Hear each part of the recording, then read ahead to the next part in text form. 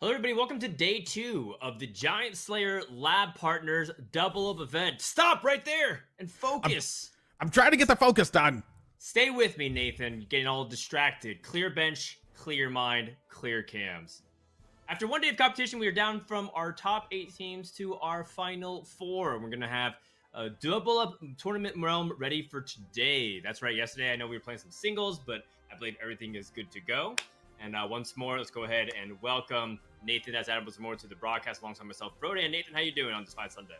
Well, I'm doing fantastic. My camera's not doing so hot. I don't know why it's deciding to just completely disobey everything. But for day 2 of this now, we are crowning a champion of this tournament here today. We're going to find out who's qualifying for the Hextech Havoc double up that will be taking place later on. And yes, so we have received the report that the duos is functioning today in the client. So I am very excited to see how that operates because I've heard players have had some pretty insane strategies that are likely planned out, if that scenario ends up arriving here. So I'm really looking forward to seeing what they've cooked up for the changes that are in the duos portion of it. Yep, there's a lot of strategies that players will have at their disposal, and today they're going to be playing for 10 points and be going for the checkmate format by either going for a first place victory or gain 18 points total. And for reference, you can only get up to 4 points maximum per game if you're able to get a top finish as a team. The winning team will also get invited to Riot's Hextech Havoc double up happening in January in about a little over a month from now, which is just fun, right? So the idea is that you can qualify, kind of claim yourself as the best of the North American streamers that are invited for this time around. And then you get to compete on the global stage, which would be really fun against some of the best 2v2 teams that have ever emerged from other regions. Let's go ahead and take a look at the pairings that we have. So yesterday we've cut out 4 of the teams, and today we pretty much have almost every team from the right side. We have Ru Emily featuring Emily Wang and Ru Loves You. Team 7 featuring Prestivan and Soju. Team People Riot, Liquid Goose or Liquid GV8 and Ramkev. And then we have Ramblin' Robin from Team Liquid's Robin Songs, and of course Ramblin'. So when we take a look at the field of 4 teams, Nathan, what jumps to mind? Well, the first thing that jumps to my mind is how well that Ramblin' and Robin Songs have done in terms of these duos tournaments. So we've seen them in terms of like the singles format rules. They have just absolutely done fantastic and dominated fields in situations like this. Now, yesterday we did see GV8 and Ramkev pretty much just crush everybody across the field. Like the numbers, just the point difference was immense in their favor. But this has been, in my experience, a pretty common thing for Grand Vice 8 to be having in day 1 of these events. And then in day 2, it's pretty much yet to really capitalize in terms of that day 1 performance. So I'm looking to see if he can do that here today alongside Ramkev in this one. But Robin and Ramblin', they just really have my attention in this one pretty much always because it feels like I've yet to see them do poorly in a situation like this. Even in tournaments where they haven't been able to fully succeed in terms of winning the event, they've always done very consistently and very strong in this one. So I really have my eye on those 2 teams in terms of where I'm looking forward to. Certainly, and I think that there's a lot to be said about the underdogs as well. Emily Wang had a really great performance yesterday in particular, showcasing multiple top finishes in order to really pull themselves from behind. And Soju holding strong, a lot of appearances in the top 3 and above, especially highlighted by that crazy 60 HP comeback in stage 6 to be able to claim that first place yesterday. And every point really mattered for some of these teams. We have $5,000 on the line, $2,000 for first place. Just getting to this stage has gotten the players at least $500 banked. But as we were talking about, for them, it's really the ability to get that invite to Riot's Hextech Havoc and the bragging rights. In games like TFT, we really do take the prize money and the stakes seriously, but more than that, we care about the ability to ego our friend. We get the ability to brag about it and just hold that W over some of the players that we talk to every day.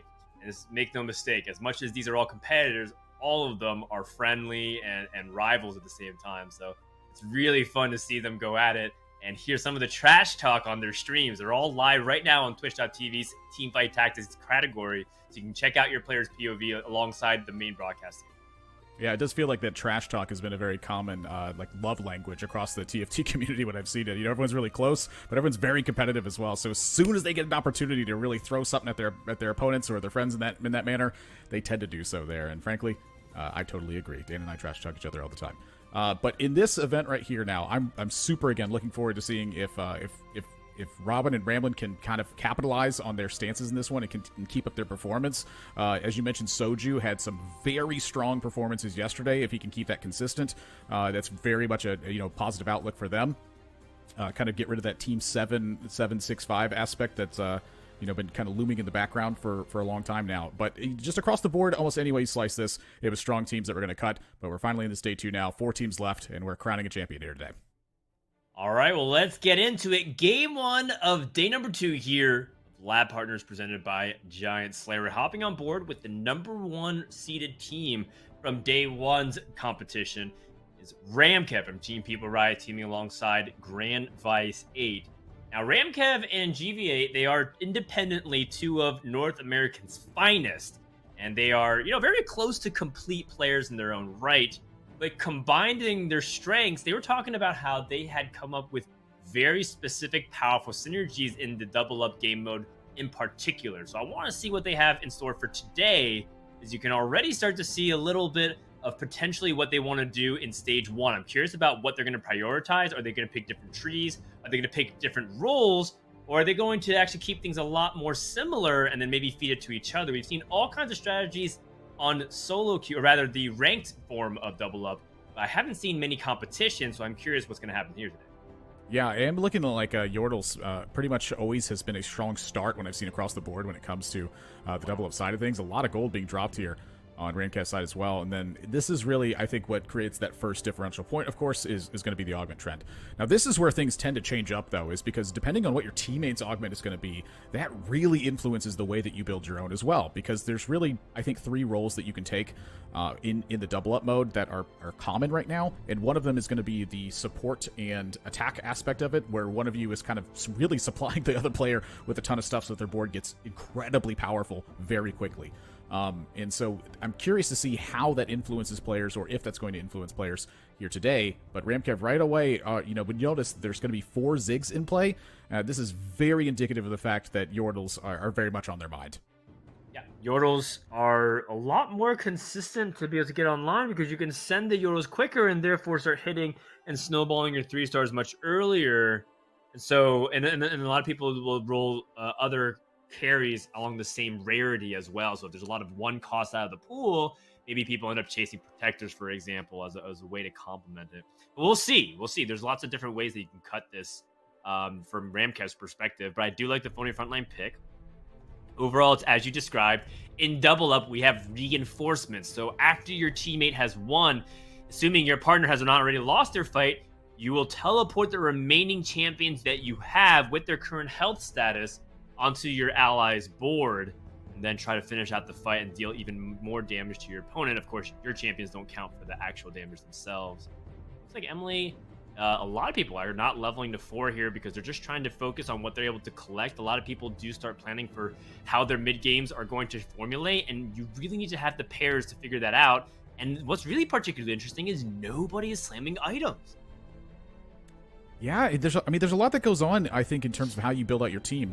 Double up is very different from, I would say, the solo portion of ladder, because teams have a much higher capping point in terms of their consistency anyway. The fact that you get to trade some stuff with your teammates, the fact that there's armory points that show up where you get to send your teammate some extra gold or to send them an extra item component, all of those things, those little tiny itty-bitty pieces of resource that you end up getting, they can really be a tipping point for where that threshold mark is. And so I think it's much more important to be a bit more careful with how you're partitioning your resources in that manner. Oh. And at the same time, we noticed that Tristana got set very early there. At the same time, you're also hitting these marks where you don't take the same amount of damage in this one that you do in the singles mode. If your teammate is winning their rounds and you are not winning your rounds, that really cuts some of the damage that you're taking overall. So you don't quite quickly get snowballed into these spots where you're leveraged super hard, super early because you decided to go for an econ mode. Yeah, it's true. And we'll see how people choose to budget that health that you described. It does feel a little bit more lenient, but it is not that lenient if both of you are taking heavy losses, because it feels like effectively that damage is cut in half.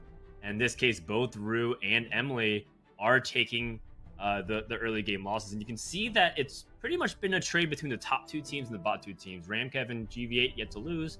So is Soju and Prestivant.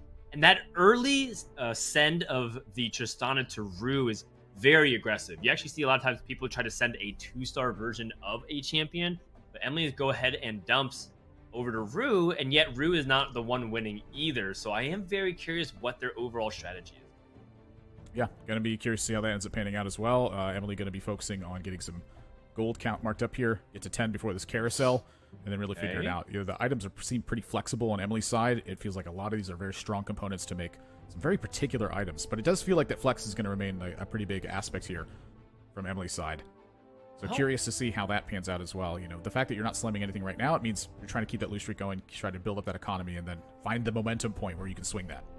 It seems like Emily is leaning towards the protector side of things, because that would also explain why she hasn't slammed any of the items, trying to see if she can greed for the BIS. And here comes the teleportation, the reinforcements from Rue's army. And you can see all of a sudden swinging the fight and able to win versus Ramblin, deal some damage back over to him.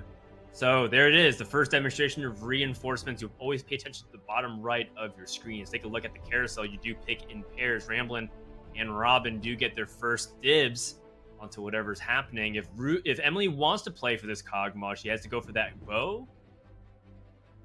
Wants to really prioritize Rage Blade, and so she ends up going for it. So I feel like this is confirmation, and it makes sense, given that both Protectors and Yordles want to go for 1 and 2 cost 3 stars.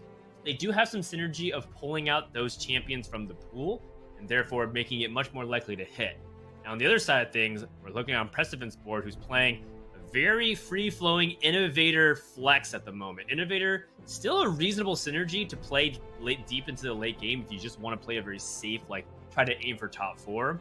But with the nerfs on the 11.24 patch to not offer early augments for Innovator, it's kind of rare to stay on it. And as a result, it has just become a very powerful early mid-game synergy to launchpad you into whatever you want. And already, Precedent gets a Rune of Allegiance that sends an option to send a component, and Soju has chosen a tier. And this is going to be intervals that you'll see randomly throughout the entire game, where you get the option to send a teammate a component, or sometimes even just straight up gold. Yeah, and it's really awesome, I think, that feature there, because it creates just a lot more communication. It creates a lot more aspects to it, and the fact that you can send stuff to your teammate as well. Sometimes you're taking things in their favor, and so you'll notice at the top where this schedule and this pattern is resolving right there. That pair of crowns, that's when you're going to be either sending something to your teammate, or your teammate's going to be sending something to you.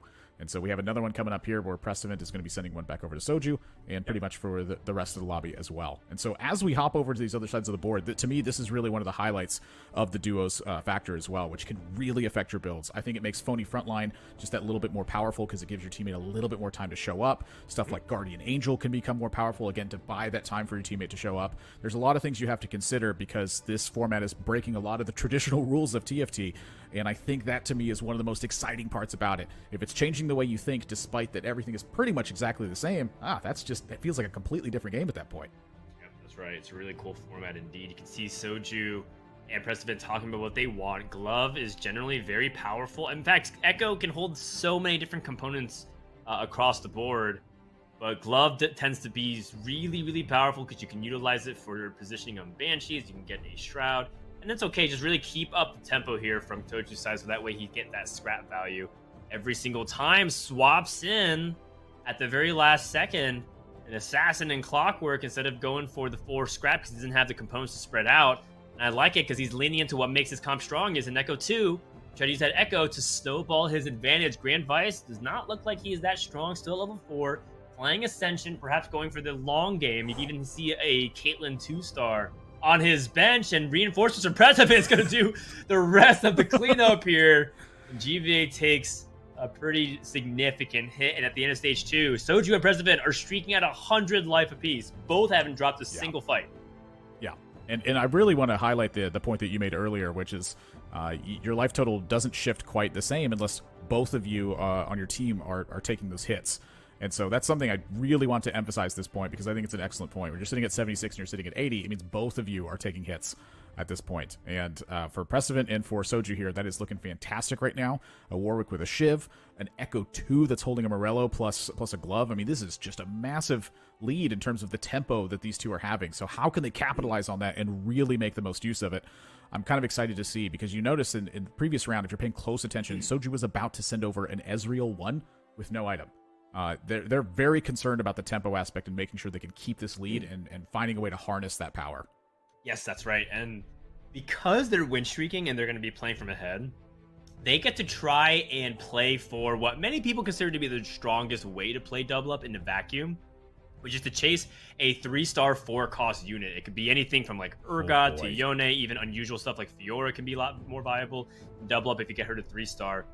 And the idea is that because they are going to be so much more aggressive by keeping up their levels, they're not going to be staying at level 5, level 6, rolling for 1 to 2 to 3 costs anymore in this game. And so I'm curious to see what Soju's going to be able to do here. He leveled to 6, going down to just even below 10. He's going to sell back up. Going against Ramblin's board, who actually is quite strong. He has only one unit that isn't 2-star, and he has a Morel Nomcon on a Twisted Fate. And Soju hasn't really hit 2-star versions of his carries. Now, that being said, look at the damage being dealt by Echo and Katarina. Yeah. Almost 4,000 apiece. Joins just in time. But hey, Precedent didn't even need Soju's help. He was cleaning up Emily Wang, who's at level 4, and he's at level 6. Team 7 is out to the races, just blazing and trying to put pressure onto the rest of this lobby. Yeah, this is actually a pretty interesting spot that they have found themselves in as well. Just the fact that they have these big leads and taking advantage of the fact that, like, hey, if we slam our items early, they do a lot of stuff. And so getting shipped a Scholar Emblem? Wow. Okay, so this board from Ramblin's side now, Robin shipping over the Scholar Emblem, this gives him a huge opportunity to make a massive lead very soon in this position here. So when you have 2 unnatural Scholars on your board, that means it's pretty easy to access that 4 and to access that 6. We saw Emily yesterday have a 6-Scholar board that was absolutely obliterating the lobby.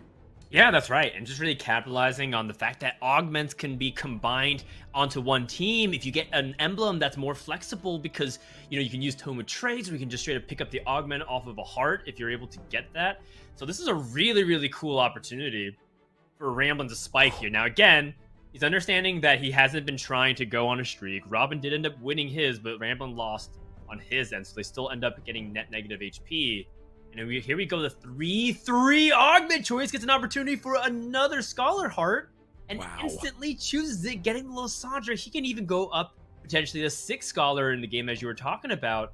For now, has to kind of debate if he wants to take anything out, or if he's just fine with keeping Lysandra on the bench, perhaps even selling it for economy, because that's the kind of option that he's at the moment.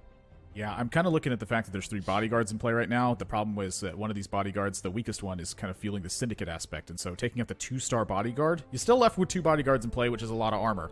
And now you're getting to 5 Scholar at this point, and you're going to pretty quickly, I think, be moving up to 6. I imagine Ramblin has to have his eye on level 7 and 6th Scholar as soon as possible, because that is just a colossal spike that this team is going to have. Even if your team is, I think, fairly weak across the board, you're just going to be casting so many effects that if you have any CC, if you have decent AoE, if you have really any defensive mark that's going to be taking place, it can really just completely warp the fights that are going to be happening now. So paying close attention to the positioning, trying to make sure he's getting the right sides of the board. But level 7 right now, I think this is the main priority focus for Ramblin. Well, he's going to clearly be trying to prioritize Lysandra as the carry. He has what many people consider to be the 3 best items for Lysandra, just in a generic sense. And that's going to be a really powerful option. But the nice thing is that he can also set up multiple forms of carries because he has an extra tier and that glove, meaning that if he gets another tier and perhaps a rod, can set up both Heimerdinger and Lysandra carry. And that is a really powerful way to approach the mid stages of the game. Assuming we can get to that point, like some pressure being applied here on the other end with a Cassidon 3 from Grand Vice. So we approach stage 3 carousel. Emily Wang and Rue are both below 50 life. Let's see what they're going to pick off the carousel. Yeah, this is like some pretty significant hits that they're taking, and I'm curious. I haven't seen their board quite intensely at this point, so I'm wondering exactly where their momentum shift is and how powerful it's going to be. Typically, if you're having a big losing streak like this, it means that you have a pretty large amount of gold to work with. And so the augments, I think, playing a big influential factor there. At what point you're going to shove the gold into the middle and hope that you can successfully cap your board out for that time period, and then really, again, shift that momentum and start to swing things back. But when you're down to 48 at 3-5, it's really starting to look a little bit tough. I can feel that pressure kind of, building up in the back of my mind when I'm at a life total like that. How do I take advantage of it? And so GV8 here, going to level up to 6 with that Cassidon 3 as the main tank now. And we've seen GV8 kind of play this in a very different manner, where a lot of times, players will sit back and they'll keep rolling to try to 3-star all of this, or they'll try to 3-star Kog'Maw. I feel like GV8 really kind of shoots from the hip in this aspect and tries to just find what he thinks is best for that time and that moment. Yeah, in this case, getting cast in 3 with tank items is really strong, but you can see that he's being contested by Emily, and we were talking about it. We kind of called at the very beginning that this is what Emily wanted.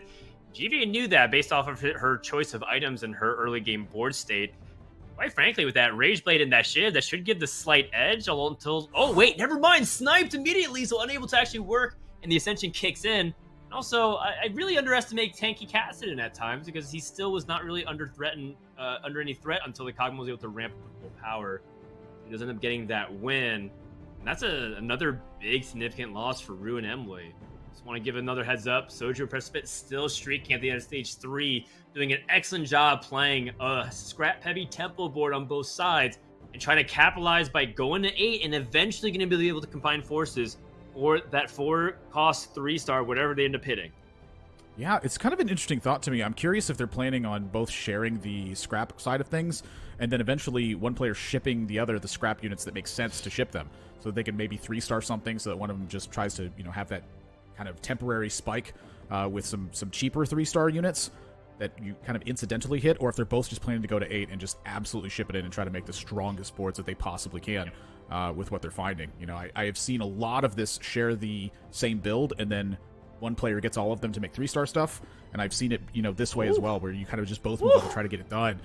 Golly, this Kassadin is tanking for a long time. I cannot believe this thing has as much health as it does. Yeah, and you can see why Kassadin 3 is the important champion in this Protector build, and most importantly, to get tank items on him to get things going. So first loss for Team 7, but Soju's the one who's still streaking, so his economy's intact. A little bit unfortunate for Precipice, but you're talking about who desperately needs to get the wins.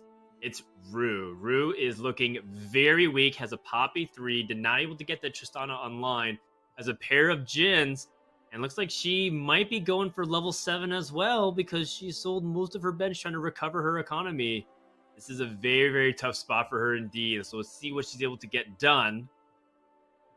First, we see the Rune of Allegiance that falls into her lap here, but she's not going to need it for a while. Going to roll and try to see if she can hit Jin 2. If she can get that, then we're talking. But for now, even past Urgot, just forget anything that isn't related to her immediate carry. Finds a Jin 2 at 4-1. That's a huge deal for Rue. Yeah, another bodyguard as well. You're close to the 4 bodyguard aspect. You have 2 snipers in play. You got the clockworks already. It's 4 sniper the aspect. I think that the weak point is the front line here for Rue, so I would really like more support for the front line. I don't know how important it is to get for 4 sniper when you have Jin 2. Most people don't even have a 2-star 4-cost at this stage of the game, so you're just trying to establish stability because you're such at low hit points. Like the Jin is cleaning up most of the front line, and Poppy has stayed alive, so I take it back. Poppy 3 with Bramble is more than enough front line for right now. So Rue able to go and reinforce Emily Wang, but the Warwick too shows up in the face of Jin before his curtain call can get active, and being able to help potentially clean up that Giant Slayer came up huge as well because the full Titan stack able to finish it off, and Rue was not able to save Emily from taking damage from Robinson. That's a very close fight that took place there, but you can see that Emily's board also is getting pretty stacked, like pretty close to 3-starring a lot of that stuff, but the time is closing in. It needs to be done a lot sooner rather than later. And over on Ramblin's side of the board, we see that 6 Scholar in play now, but this was a loss on the previous round, so how can he make the most of this? Because now, with 6 Scholar in play, I imagine you really didn't want to spend too much gold in this round. How can you get to 8 and then make the most of this? Are you intending to stick to 6 Scholars at this point? It feels like it's pretty easy to do because you have 3 Scholars that are not in play that are contributing to this. You have 2 emblems, and you have a heart for it as well. Been going up against Ramblin at this point, and Ramblin has that 6 Scholar set up, trying to see if he can stall for as much time as possible. The Twisted Fate choosing his cards, getting an opportunity to spread Morello Economicon across the entire team. The second pull from Blitzcrank is good. Restavan takes almost full damage. Reinforcements heading over to Robin's board as well. And Warwick just went down. Grand Vice's Ascension has kicked in. Kassadin is still not dying, solo tagging, and still be able to live so long with Underdogs and Ascension. Pretty much has that guarantee of inevitability if the fight goes really late. You can see why that is. Rue and Emily down to 20. Robin and Ramblin in the 50s. You can take a look at see this big separation in HP gap as we approach the mid stages of stage 4 here. Yeah, Goose so far, I'm sorry, GV8 is only player to have a win streak that is highlighted at the moment.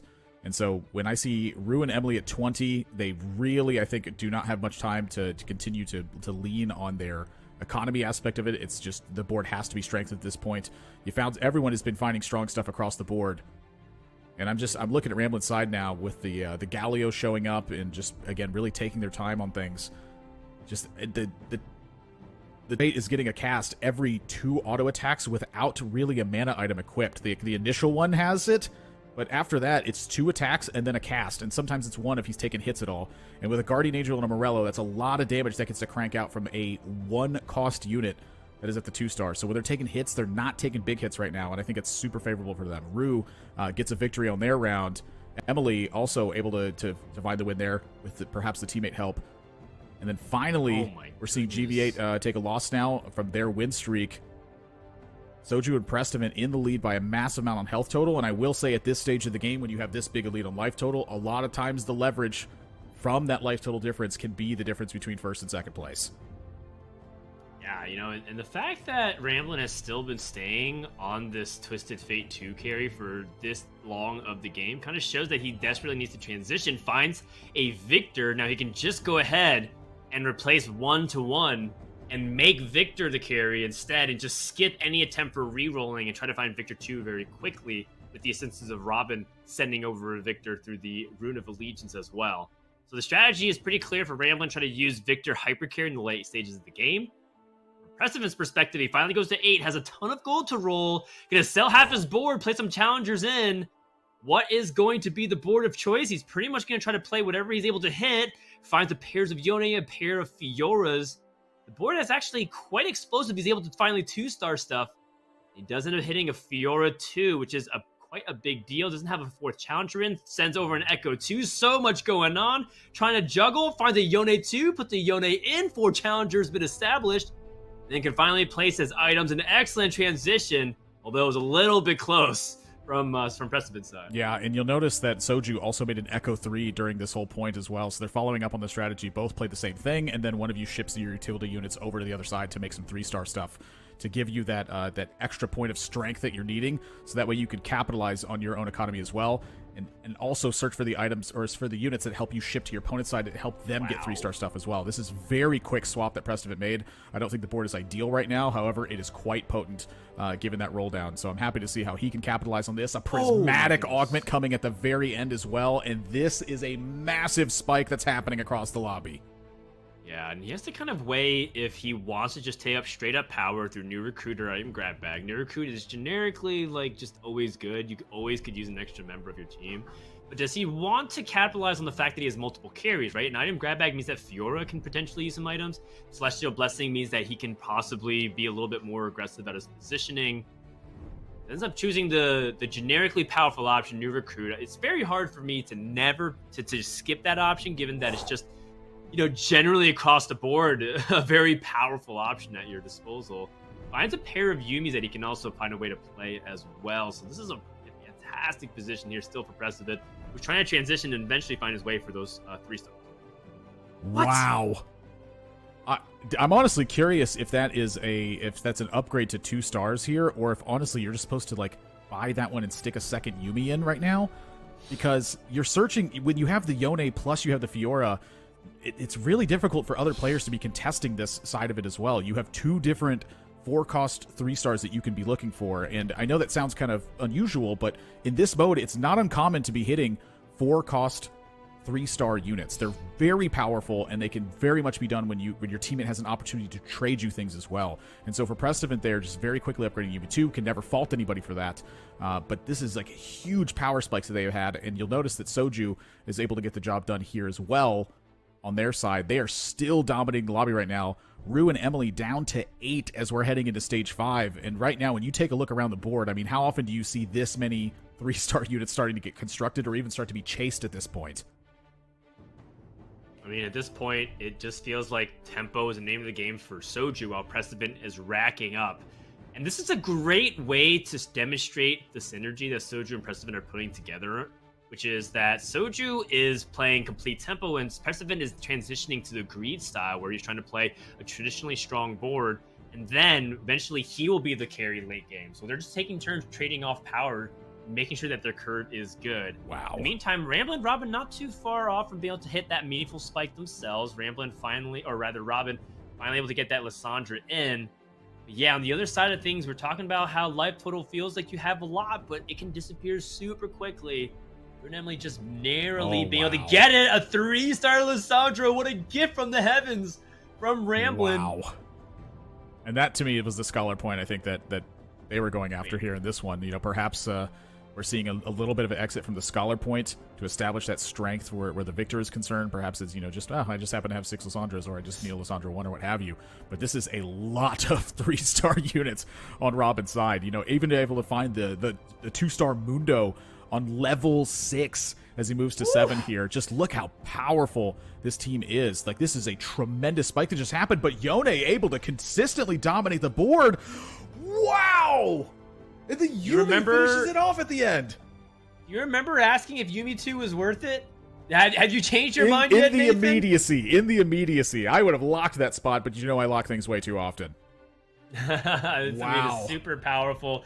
Emily and Rue are now down to what this should be their last life. You don't go to 0 immediately when you hit it. You do get one final chance. If either of you take a single point of damage, that will be it. We're hopping on board with Ramkev, who is yet to also find his groove. Still looking for a Lux 2-star. Still trying to find ways to continue to power up. Sends over a Braum with a tier over to GV8. But with so many 1-stars, this looks inevitably like Ramkev is in a tough spot and is going to be the weak link until a Rune of Legion shows that a Lux 2 has finally arrived. Is that enough for Ramkev to stabilize? Going against Ramblin', who still has a 1-star Victor. Miss on the Shroud, so Lux will be able to immediately cast. Final Spark eliminates the top left of the board. She wants to go for another cast here, and Mana Nerf does come into play, and the Chaos Ray is able to destroy that entire back line.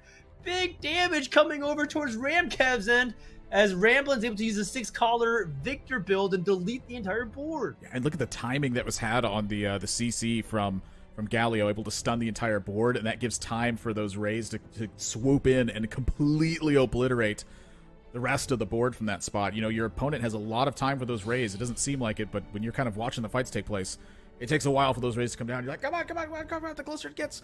It feels like it just lasts forever. So when you have that big stun coming in place from Galio, it gives so much time for that. And that's really the Scholar thing building up. The double Archangel Staff on the Victor as well, just delivering massive amounts of damage. That was a terrifying board to go against, and I can promise you, Ramkev is not looking forward to having to face that again. And he's going up against Preston on the board, as we see just with the Yone 2 setup, he does have a lot of staying power, and Lux is almost immediately deleted, thankfully able to regenerate some life. And the Yumi able to clean up in tandem with the Soul from Yone cleaning everything up. And that puts Ramkev down to 7. Rue and Emily have been eliminated. GV8, if he takes a loss here at the hand of Robin, he's going to go effectively put the team down to 1 HP, and they are. Is Ramkev and GV8 going to bow out here? I just don't see the meaningful spike. They're not really close to anything.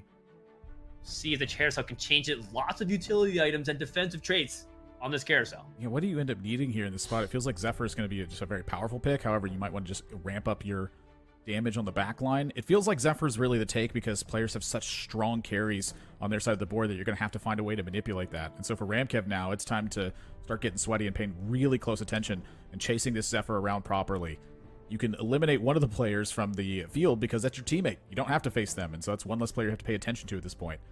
Ramkev saying, I don't want to go for the Heimerdinger on the 2-star side of things. I want to find the other units. They seem much more powerful at this point. I don't blame them.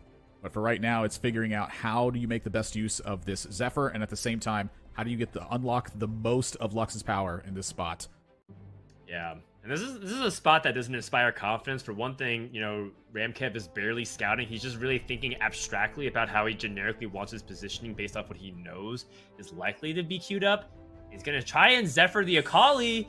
Does hit the Echo instead. Both are really good targets, but Akali one with an Archangel Staff is still just going to be running a complete train wreck all over his entire board. Ramkev has no option to be able to chase down this Akali whatsoever, and then the Echo 3 Convergence, putting a ton of attack speed. Yes, he's gotten nerfed, but he still puts out a ton of DPS. And it looks like Ramkev took that loss. He's waiting for GV8. It looks like they were put down 2-1, not 0, and therefore they do get their last life right here. But it's not looking good, and I think we have our top two teams squared away as we pivot over and see what is going on Soju's board, who is just playing good TFT right now. Is he playing a comp? Not really. He's just playing good units with good synergies and good frontline. Yeah, and the things I want to highlight here, the way that Soju and Preston have played this, I think are pretty fantastic. For Soju, it was make sure that you ramp up that big win streak, and then at some point they got shipped the Echo 2 in order to build Echo 3-star in this spot. And so how do you highlight that the most? It's going to be Scrap, and it's going to be Assassin. So we know the best assassin of the game right now is Akali, so you can spend all of that gold that you had hunting down at Akali, while at the same time you're hunting for units that Prestivant can turn into 3-star things as well. So when you have a 3-star Echo 2 lead on your transition to Akali at that point, that's a massive change that takes place. So Soju taking a hit here from this big 3-star board from Robin's side. And so that's going to be a 4 win streak now for Robin. Ramblin also building up a big win streak here. And Ramkev taking a hit in that one. GV8 able to win that round, but they were on that final point. And as Dan said, if anybody takes a hit at that point, your teammate is out. And so Robin, Ramblin, Prestivant, and Soju, these are the top 2 teams at this point. Yeah, and Soju and Prestivant are so far ahead. Look at that Yone 2 on the bench. Soju is ready to send it over. You get one more Rune of Allegiance at 6-1. So you should be able to send another. I mean, he can send Fiora and he can send Yone. He can even put this death cap if he wants to give Prestivant a dual carry option, because we do know that Fiora scales really well off of AD and AP. So with that, let's see what he ends up using. He has so many items already committed to the form of Thieves Gloves. The roll down here, level 8, not going to go to 9. Needs to at least prioritize his own board, because yes, you could make your opponent's board really powerful, but you also can't ignore the fact that your board needs to hold on and be competitive versus other boards, otherwise your teammate can't come in time to save you with reinforcements. No Kali signed there. Finds a Galio. Could end up transitioning that direction if he wants. Needs to find a way to place it. Just goes for immediate front line with the bodyguards. Skips the Galio entirely. And hasn't gotten the call to send over the Yone just yet. He has to commit the items. Going up against Ramblin. Ramblin still has not found Victor 2. Can he get it done with just this board? My gosh. I mean, just not being finding Victor 2. I will say that this whole board being, hold up in the corner here, it does help fight against the assassin thing, but Akali can cut through that. Big hit from the Echo side of things, but this Galio is just absolutely destroying the board right now. The Galio really is holding together all the pieces there. It feels like for Ramblin's side of the board, the positioning mattering a lot too. You know, everything is going to clump up, and then the Galio is going to be able to stun everything defending this pocket in the corner. Yeah, and one of the biggest weaknesses of Galio is his enormous mana cost. In order to get it to do his colossal entrance, it costs 300 mana. But, you know, the fact that you get 20 mana per second really accelerates how fast that CC is able to get done. And then you combine the fact that you have a bunch of support. I mean, Ramblin's board does have some of the highest cap, and just because he has the Victor 1 doesn't mean he doesn't hit hard, because he has double Archangel staff. So the longer the fight goes, he's going to get multiple casts off, a ton of utility and crowd control in the form of Yuumi, Janna, and Orianna. The Joy, it's really down to whether or not Soju Preston can hit. And then you saw that Soju rolled 50-60 gold at level 8, didn't really hit the support that he needed for himself or to send over to Preston. Let's see if this is enough to deal some big damage to swing things once more in Ramblin' Robin's favor. Yeah, and so right away I'm seeing that Yone get to the back line here, and if it can shift that Ghost into the center, it's piercing some damage through, but it does not have a Guardian Angel. So if at any point that Yone becomes the target or the focus of any of this, it can really fall apart. Orianna getting a big hit there, and then Victor cleaning everything up at the end. 10,000 damage from Orianna in that spot. My gosh. It's not bad. It's not bad at all. He's looking at what items he needs. Does he need Banshees? The Bruiser Emblem feels quite interesting, given that, you know, at this stage of the game, flat health isn't that good. So he ends up sending a Banshees over to Robin instead. Meanwhile, what happened in Soju and Preston's camp? I mean, Ramblin right now is doing generic swaps. He doesn't have many options. The difficulty... Wow. Oh, Soju hit the Kali too. The difficulty of the current board state for Ramblin is that it's very linear. He has to just protect Victor. Hits an Orianna 3, and now her command Shockwave is going to stun for 4 entire seconds, giving even more time to Victor and even bigger damage over to his composition. A full backline corner trying to protect himself from Akali's execution. Let's see if this is enough. Big power spikes on both sides. but Soju did line up directly into the Shroud of Stillness. Look at that shockwave deleting the entire midsection of this board. Soju got completely wiped in a blink of an eye. Yeah, so the Orianna you saw dealt 10,000 damage in the previous fight. Its shield amount was 160 at 2-star, damage 550, plus all the AP benefits. The shield amount at 3-star is 400 per unit, and the damage is 1,200. That Orianna, when it's getting a shockwave off, your board is in trub. Does he even need the Scholar Rumble? I don't think so. I think he just wants something generically powerful. Thieves Gloves is always good. Dragon's Claw is not bad. He could always amplify his Socialite. I guess he already has 2 Socialite. Doesn't need any kind of healing on the Galio, because right now his Galio is pretty much stall. It just goes for a Titan's Resolve just to make him even beefier and just all-around stats. Yep. Denial at this point as well. Just pick up the Yones, pick up the Fioras. That's what your opponents are going for at this point. Deny them from being able to reach that point of Victor from the heavens, Dan. I loved when you made that remark, because that is exactly what that feels like as I'm watching it happen here. That is another massive upgrade. It's so big. It's an extra laser, which just reduces the variance. And no, Yone 3 hits Fiora 3, and she is also a champion that can 1v9. So here we go. The showdown between Prestovit's Fiora 3 versus Orianna 3. Legendaries at 2 stars across both sides. Victor needs all the time. This Guardian Angel could potentially come in. Can Fiora find a way to dodge all the Chaos Rays? And she cannot. That is big damage coming over to Prestovit's way. They're guaranteed to at least have one more shot. And as much as we're focusing on Ramblin's board, we have to tip our caps over to Robin. He's also on an image streak, being able to clean up Soju's board, and this carry support dynamic from Soju has gotten him to the doorstep to be able to threaten for top 1. But ever since the turn of stage 6, they have not come anywhere close to taking down Ramblin' Robin. Yeah, I mean, they just got so strong when Ramblin' was able to ship over this Lissandra after Robin had already gone through a roll on 6 and found a 3-star Warwick plus a 3-star Zac at that point. Like, that was a full commitment of gold to get to this point. And now you flash forward to Robin on 8 here, where he's also got the Kaisa at 2-star, the Yone at 2-star to build up that challenger backline, the 5 Chemtech. It just feels like they hit such a massive power point that it just is almost impossible to recover from this point. This Fiora really taking down this board, so it's buying them time, but they're having to defeat both sides of this every single time. Oh, when he arrives just in time before Soju's end up dying, but does Fiora have the ability to clean it up? It does not, and that will do it. Team Ramblin' Robin are our first winners in Game 1 of Day 2 here at the Lab Partners, presented by GiantSlayer. An excellent comeback from the mid-game, and a great board construction in tandem with the Warwick reroll to help power that mid-game, giving Ramblin' ultimately that Scholar build so that he can get the Victor hyper carry going on the Galio front line. And Ramblin' Robin, they are the duo that people pay attention to because they've been competing together for a couple sets now. What a fiery way to start off day number 2. Yeah, and also, honestly, like, what an excellent way to take advantage of the augments from both sides of the board as well. It's very rare that your teammate's augment can actually benefit you in that spot, but being able to ship over an emblem in that side of things, that situation does come up a lot, but how often are you able to take that much advantage of it? It felt like it gave Ramblin' just such a strong opportunity to get to that end game. And then, of course, I also want to highlight again, Soju and Prestovit being able to share a dynamic and then ship Soju a 2-star Echo unit that both of you have been using so that he can capitalize and make a 3-star unit right away and then make a very strong transition afterwards. Fantastic play from the top 2. Yep, very, very good stuff all around by Soju, Prestovit, and Ramblin' Robin. Robin with his 5 Chemtech reroll Warwick and ended up getting a Lissandra 3. And remember, this was really important because Ramblin' still technically needed that 6 Scholar with the Lissandra for a while. So some good synergy. And I think on paper, people saying like, wait, you take the Lissandra. Don't you want Lissandra to help support the Warwick?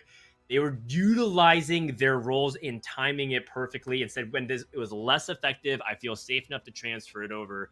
A really good execution across the board here from Ramblin' Robin. And it shows you the really scary thing about doubles in general, which is if one team can hard stabilize, they become quite immovable if they hit their peak power before other people. Because I also want to highlight the other side of it. Soju and Prestovit rolled a ton of gold, and it feels like they should have hit Yone 3 or Fiora 3 much earlier. Soju had Yone 3 on his bench, and he still had 60 gold to roll and still didn't hit what he needed to even send over to Prestovit's side either.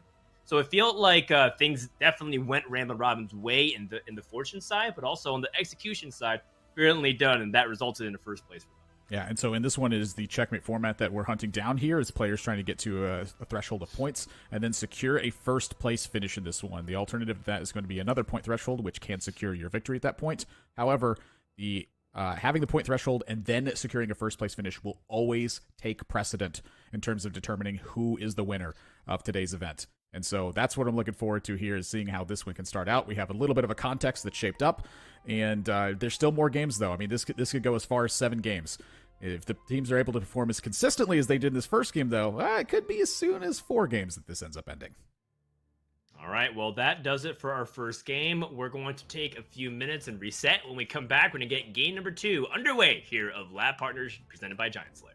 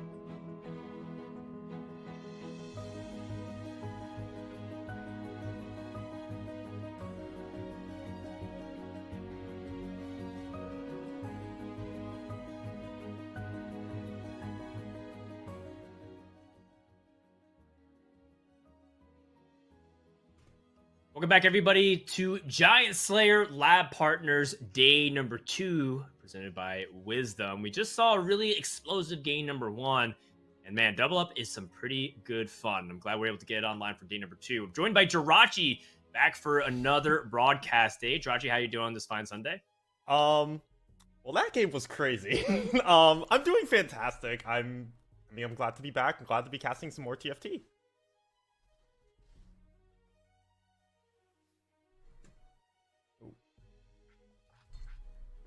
Oh. That's Yes. totally my Sorry. bad. So we're good to go. Gotcha was muted on my end. I think the broadcast could hear you, so I'm gonna have to ask you to say it one more time for my sake. Sorry. That game was crazy, and I'm having a great time, and I'm excited to cast some more TFT. Excellent, excellent. So I want to throw a little bit of a hard question to you as we get ready for game number 2 and we're loading them up. What do you think went wrong on Rue and Emily's side? Because it seemed like they just kind of got rolled over and their strategy wasn't able to take off. I'm not entirely sure. It just felt like one of those situations you just can't get anything going mid game, and due to the nature of double up, if both of your boards are not strong, you're getting hammered each turn, and there's no real possibility of catching up. They just weren't hitting their good enough boards mid game, while the rest of the lobby was hitting all these 3-stars. We saw 2 instances of the super early 3-star 3-cost Pressed Event sending an Echo over to Soju to hit a super early Echo 3, and then Ramblin doing the same for Lysandra. So they had all these crazy strong mid-game boards that they got to use to transition to late game. Rue and Emily just, it never got going, and they couldn't catch up. Yeah, it's gonna happen, especially if you're starting to fall behind and people are contesting like similar trees, right? You saw like Emily and GV8 were both going for protector reroll of some kind, and that just makes it very, very difficult to try to get anything going early on. And then your power spike isn't even going to be on time, and then everyone else is starting to hit those 4 costs and Victors and Akali, so it just becomes very difficult to handle. But overall, that was really fun, and it's just a little bit of a sliver of what Double Up has to offer here as we go into game number 2. We want to remind you that points are a little bit flatter, but we'll keep you and guide you along the entire way. And with that, game number 2 is underway. Let's go ahead and hop on board with Ramblin' Robin Songs, who was able to execute that really nice Warwick Lysandra reroll and hold steady while Ramblin' powered up with that Scholar Victor build. Yeah, I think their strategy is something I think we're going to see a lot of, and we're going to see a lot of success with. They had Robin, who was going for the super strong mid-game reroll comp, focusing around the 2 costs and the 3 costs. He had the Warwick, he had the Zac, he had the Lysandra, all 3-stars. That got them through super healthy in the mid-game, and that allowed Ramblin to go to level 8, find the Orianna 3, win the game, close it out off that super crazy strong board. And like I said, I think that's how teams are really going to find success today. Oh, an interesting 2-star opportunity here for Robin, but he does have a bow already on the Garen, so it feels less desirable. And again, I think that you bring up a really good point, and people will choose to try to commit to different roles depending on how the game float is starting. But when you have 2 bows, bow is definitely one of those tricky items right now where you don't mind starting off with 1 for sure, because you can flex in a bunch of different ways. 2 is pretty interesting in terms of the direction that Robin can go from here, so I'm curious what he's going to be thinking about right now. Ooh, he has some pretty good options here. Featherweights, if he wants to opt into one of the mid-game rerolls around like 1 or maybe 2 costs, but something I'm seeing Ascension in this augment shop, and this is an augment a lot of players opted to take last game. It was either the Ascension or the Phony Frontline, these augments that stall out the fights. Buy some time for your opponent to send their board over to help you out. He's gonna take the Ascension here. It's a very generically strong augment. The Featherweights committing him to one specific direction. Ascension, not so much. Yeah, that's right. And Ascension has been changed to appear more often in your augments early on, or actually just in general. So people have been picking it very, very frequently, and it's been seeing a lot of success. And yes, as you're talking about, double up a lot of times is about surviving long enough for your teammate to help you. Ascension will definitely assist in that regard. It's a Nico's opening for Robin, so we'll check back with him in a little bit. For now, let's head on over to Team Rue Emily, featuring Rue. Now, Rue starts off with an item grab bag and gets it at the last whisper. And I think you can see that she's immediately looking at her teammate's board and Emily Wang and seeing what they can do for each other, and starts off with a mercenary that's a early Quinn. So Rue is down to lose streak here to start things off potentially. Oh, a level. So is he trying to actually win? I see. Yeah, and also loose streaking intentionally is really hard in this mode because sometimes the fight just goes on a little too long. You have one unit left, it's about to die, and you're about to lose the fight, and nope, your teammate comes over, helps you out, wins the fight for you. So actively going for that kind of loose streak, not always the best option. Just might as well take the level here, try and save some HP. This extra Camille didn't quite get the last kill on the Singed, but still saves a couple health for Rue. Yeah, the counterpoint to that is I wonder if doubles is the primary way to go for max loss streak capability, because you could still lose, and you could lose very quickly, and your teammate can't really save you. Because let's say, for example, Rue decides to frontline everything, right? Like 1-star Quinn, 1-star Misfortune, and 1-star Alawi, and then just lose so quick that Emily can, there's just no possible way Emily can come in time. And then you can actually go all the way to the fabled mythological 12 loss streak for mercenaries and then try to cash out. I feel like double up would be the format to do that, given that you'd only be losing basically half the amount of HP you would in solo queue. Oh, I'd love to see a 12 cash out. I mean, I haven't seen one yet this set. Why Yeah, not, me neither. Tourney? Yeah, hey, why not? Go for it. This is the first time I would be able to see it. So, you know, I've seen very high ones. I've seen 10. I think I've seen an 11, and those already were absurd enough where you were just getting crazy power specs of like 4 Nikos plus 2 Tome of Traits and a bunch of other stuff. So I am here for it, and I would love to see what ends up happening. But that being said, Rue already snaps her losing streak, and it seems like she's just going to commit to having mercenaries on the board to get this win, and maybe just get some extra gold for her. Yeah, and at this point, has a decently strong board. She has a Viper now on her bench. She has potential to go for more of a win streak mercenaries play. I mean, like you said, at this point, loss streak snap, that's out the window, even if she really wanted to go for it. But even win streak mercenaries, it's just an extra couple gold each round. That economy can very quickly snowball. Rue thinking about potentially leveling here? She like hovered over the buy EXP button, implying that she was thinking about it in the near immediate future. Ends up just not doing it, and then consequently it's going to get kind of run over by Prestiven's board, I think, unless this Camille just refuses to die. Camille did get a 10-mana nerf, which has actually made a pretty significant difference in her survivability in the early stages of the game, and Emily is able to arrive just in time to help clean it up. So a nice job there. And just like you were talking about, right? Like, even if Rue was trying to lose this is the instance where a teammate would come and save them. Yeah, and Rue and lets her keep a win streak going, and she now has the potential to get that win streak going even further. She has the Viper on the bench. She can easily go to level 6, roll for a good, strong win streak mercenaries board that's still has a bunch of upgrades. Use that to go for level 8, and that'll put them in a very good spot. Utilize that super healthy mid game to go for those super cap boards in the late game. All right, well, Rue starting with the idea of going for this sword to make perhaps the Infinity Edge Last Whisper combination very traditionally powerful in most AD setups. We're going to head on over to Grand Vice's board and see if he gets first dibs or first receives. He's going to be able to send either a bow, a belt, or 8 gold over to Ramkev, who has tons of pairs, by the way, on his bench. Okay. Well, speaking of pairs. Yeah. Okay. This is maybe one of the strongest stage 2 boards I've ever seen. Zatsu and... What is this board? Okay, this is the power. You know, I don't even know why I'm surprised, because this is double up. In Tourney, we're already so used to these players having such strong boards at every stage of the game, and when your partner can send you a unit, that's even more so the case. Except here's the thing, Ramkev didn't even send GV8 over a unit. This is just his strong board. We're seeing multiple 2-star 3 costs everywhere. We see a Vex too. Oh man, this is a tourney lobby for sure. Yeah, I would say that the fact that they haven't used their Runes of Allegiance is a very good sign, and also, of course, showing you why that they're streaking. GV is also winning very quickly, and he's able to come in and support Ramkev's board. And Ramkev's board doesn't look particularly that great because he was holding so many pairs. Now he's looking over at GV8's board saying, what can he really utilize off of what looked like to be a bow and a rod?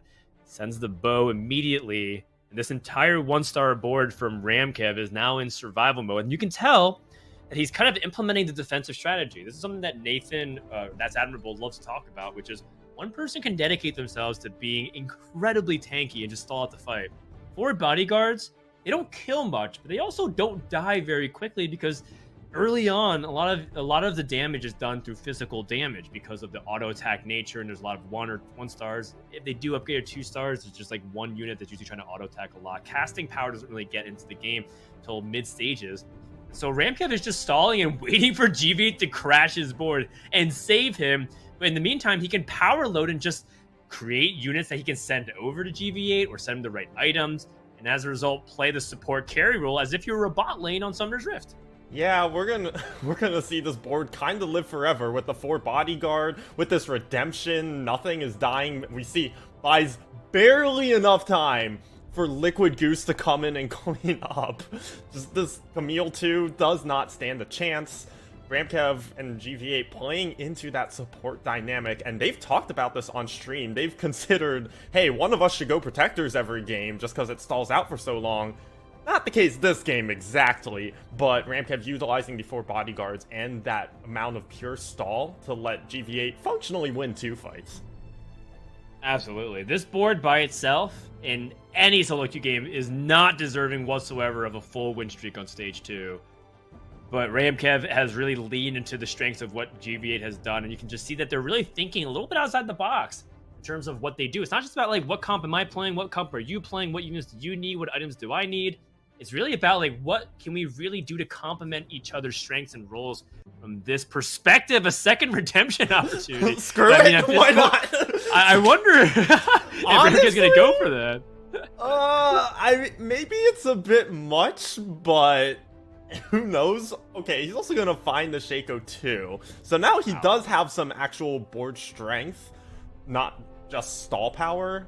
Go ahead and make a Deathblade on the Shaco. Yeah, that makes sense. Has the upgraded Twitch ready to go on his board to give that Assassin synergy. 4 Bodyguard, 2 Assassin. This isn't an opener we see very often. Bodyguards kind of falling by the wayside as far as early game tank synergies go. But, you know, this board looks like it'll stall long enough, and especially with now this Shaco 2 to pick off some units in the backline, this is now just a winning board. Yeah, that's right. The Shaco isn't meant to just win the fight, although it looks like it will because he's just deleting everything with his Deceive, able to get some big damage and even drop aggression if he was ever threatened. And Grand Vice arrives. Not that he was needed, though, but sure, you can win by 9 units if you'd like. That sounds cool. Able to put some big pressure, rambling with 1 single Zig 2. Wow, that is awkward. Yep. Ziggs 2 coming in. Hey, I'm gonna save the day. Hello? Yeah. Nope. Guess not. It felt very reminiscent of your average League of Legends game where you went in wondering where your team is and you're just there to just get completely destroyed by everyone working together on the opposite end. Let's take a look at Prestivan and Team 7 rolling down on 6 at 3-2, trying to play a conventional power curve. Has a Challenger Samira board, but has not hit Samira 2. However, I will say that Prestivan has 2 Nico's helps. And that does give him the ability to spike even right now. Like, for example, he could use it on either the 4 cost in his shop or on his board with Fiora. But it looks like he probably is going to use it instead to potentially chase a Samira 3 board, which is not a commonly played composition in either solo queue or double up, but still has a ton of power in my opinion. Yeah, definitely still a powerful comp, but it does also utilize one of the strengths of this mode, which is a super early 3-star 3 cost. Like I said, last game we saw 2 pretty early. We saw the Echo 3 and the Lissandra 3. Super early, way earlier than you typically see a 3-star 3 cost. So Prestivan maybe banking a little bit on Soju, also finding some Samiras, sending those over, using the double Nikos also to hit maybe like stage 4 Samira 3 from this point. Not unreasonable. That is very good points. Really interesting choices here coming up from Prestivan. I think a lot of people would think about phony frontline, given that his frontline is very weak. I think he's considering about when he wants to take the raw stats because his items are already spread anyways. The cybernetics implants would actually be a very good complement to what his board state already is. And it does give a lot of health as well that could, on paper, be comparable to a phony frontline. And instead, he actually chooses to go for the first aid kit instead. That's very interesting to me, because currently unless I'm mistaken, the only healing on his board is the Warwick and the Swain, and that's not getting boosted that much. And you don't have a ton of value out of that heal. You're not prioritizing value for your carry, or I would have honestly liked to see something more like a Cybernetic Implants. Give your carry a little bit more survivability and attack damage to scale with the crit already on that Samiris. So we'll see what Prestiven's planning on going towards with that augment choice. I wonder if he's trying to play for the future carries. Like, for example, he has his Fiora. He's not giving it up because she represents 4 Challenger. He does end up teleporting, by the way, and just losing to Ramkev's board with that Shaco, too. So I'm able to help out Soju. But I am curious if Prestiven is thinking so far ahead that he realizes that later in the game, he is going to have some healing. Fiora does have a little bit of healing built into her kit. He ends up finding a way to get that done. But we'll put a pin on that conversation for now and take a look at what's happening on the carousel. Is there anything that leaps out? I wonder how good spatulas are in double up. A lot of people don't seem to be gravitating towards the Jirachi. Yeah, spatulas in general this set kind of feel like it really depends on how worth it they are. The Challenger Spat allows you to open yourself up to 8 Challenger, but that's also so far away. And when they're not super healthy, it's kind of a risk to go for that spatula. So opting instead for the BF sword for just the offensive item, it's a safe pickup, totally makes sense. Alright, well, Misfortune 2 is a pickup here for Ramblin' side. And he's continuing to roll down here at 3-5, trying to find some semblance of his carry. Finds the Lux opportunity. Can go deeper into the Arcanist again. Still just a little bit off from being able to find that meaningful power spike. He's got solid units that are 2-star across the board. Nothing really leaps out to me as like, yeah, this is a really big, meaningful spike. And his TF is going to get pulled by the Blitzcrank and immediately ganged up upon. Although it does end up getting a couple more casts to try to weaken the unit. Shaco to see is still working a ton onto the back line, but unable to kill that Darius too. And the straight up tankiness here from Ramblin', I think he's trying to stall for time for perhaps Robin to kick in, because he just lacks the DPS to be able to finish this fight. You see what I see, though? Ramkev did end up building the double redemption, which honestly I don't hate. It's just more stall time, more survivability for his already unkillable front line as we witness the world's slowest fight, ladies, gentlemen, and those who know better. Wait, neither of the teammates are coming to help. They're both watching. What? They tied! I haven't seen that in a hot minute. A tie at 3-5 from 2 boards who have just built very defensive to scale their healing and their utility. But immediately sells the Twisted Fate. I mean, the stall tactics worked. You did damage. I just watch fights like that and I'm just like, nothing is dying. Riveting gameplay. But I mean, when they're leaning into that stall tactics, you're bound to end up with situations like that where neither team can kill the other. So it happens. It does happen indeed. Look at how Raymond wants to play this. He does have Misfortune take the Morellonomicon. This is just a temporary rental. There's already a healing debuff on Misfortune's Make It Rain, but he does make everything clump up. So in terms of what her comp wants to do, he does have scaling AP in the form of Archangels, a ton of tankiness. The full cornering makes it very difficult to get through to the composition. So yeah, it does not have the sniper buff, but the tankiness and that scalability helps enough just to get it at least to the finish line. Able to get it done versus Grand Vice, and Ramblin takes yet another loss. Ramblin Robin, the first place finishers from game number 1, are at the bottom of the lobby standings at the end of stage 3 at 44 life. Yeah, and I'll touch on that Morellonomicon on the Misfortune you were talking about. It's not so much about the anti-heal at that point because Misfortune already has that. It's just good stats and the burn on her ult, widespread across the whole team. Always good thing to have, as Rue, as Emily's watching her partner Rue has done the same thing of the Morellonomicon on the Misfortune. You lose a little bit of value, but the rest of the item just makes enough sense on Misfortune and is worth building on her when you don't really have a better user.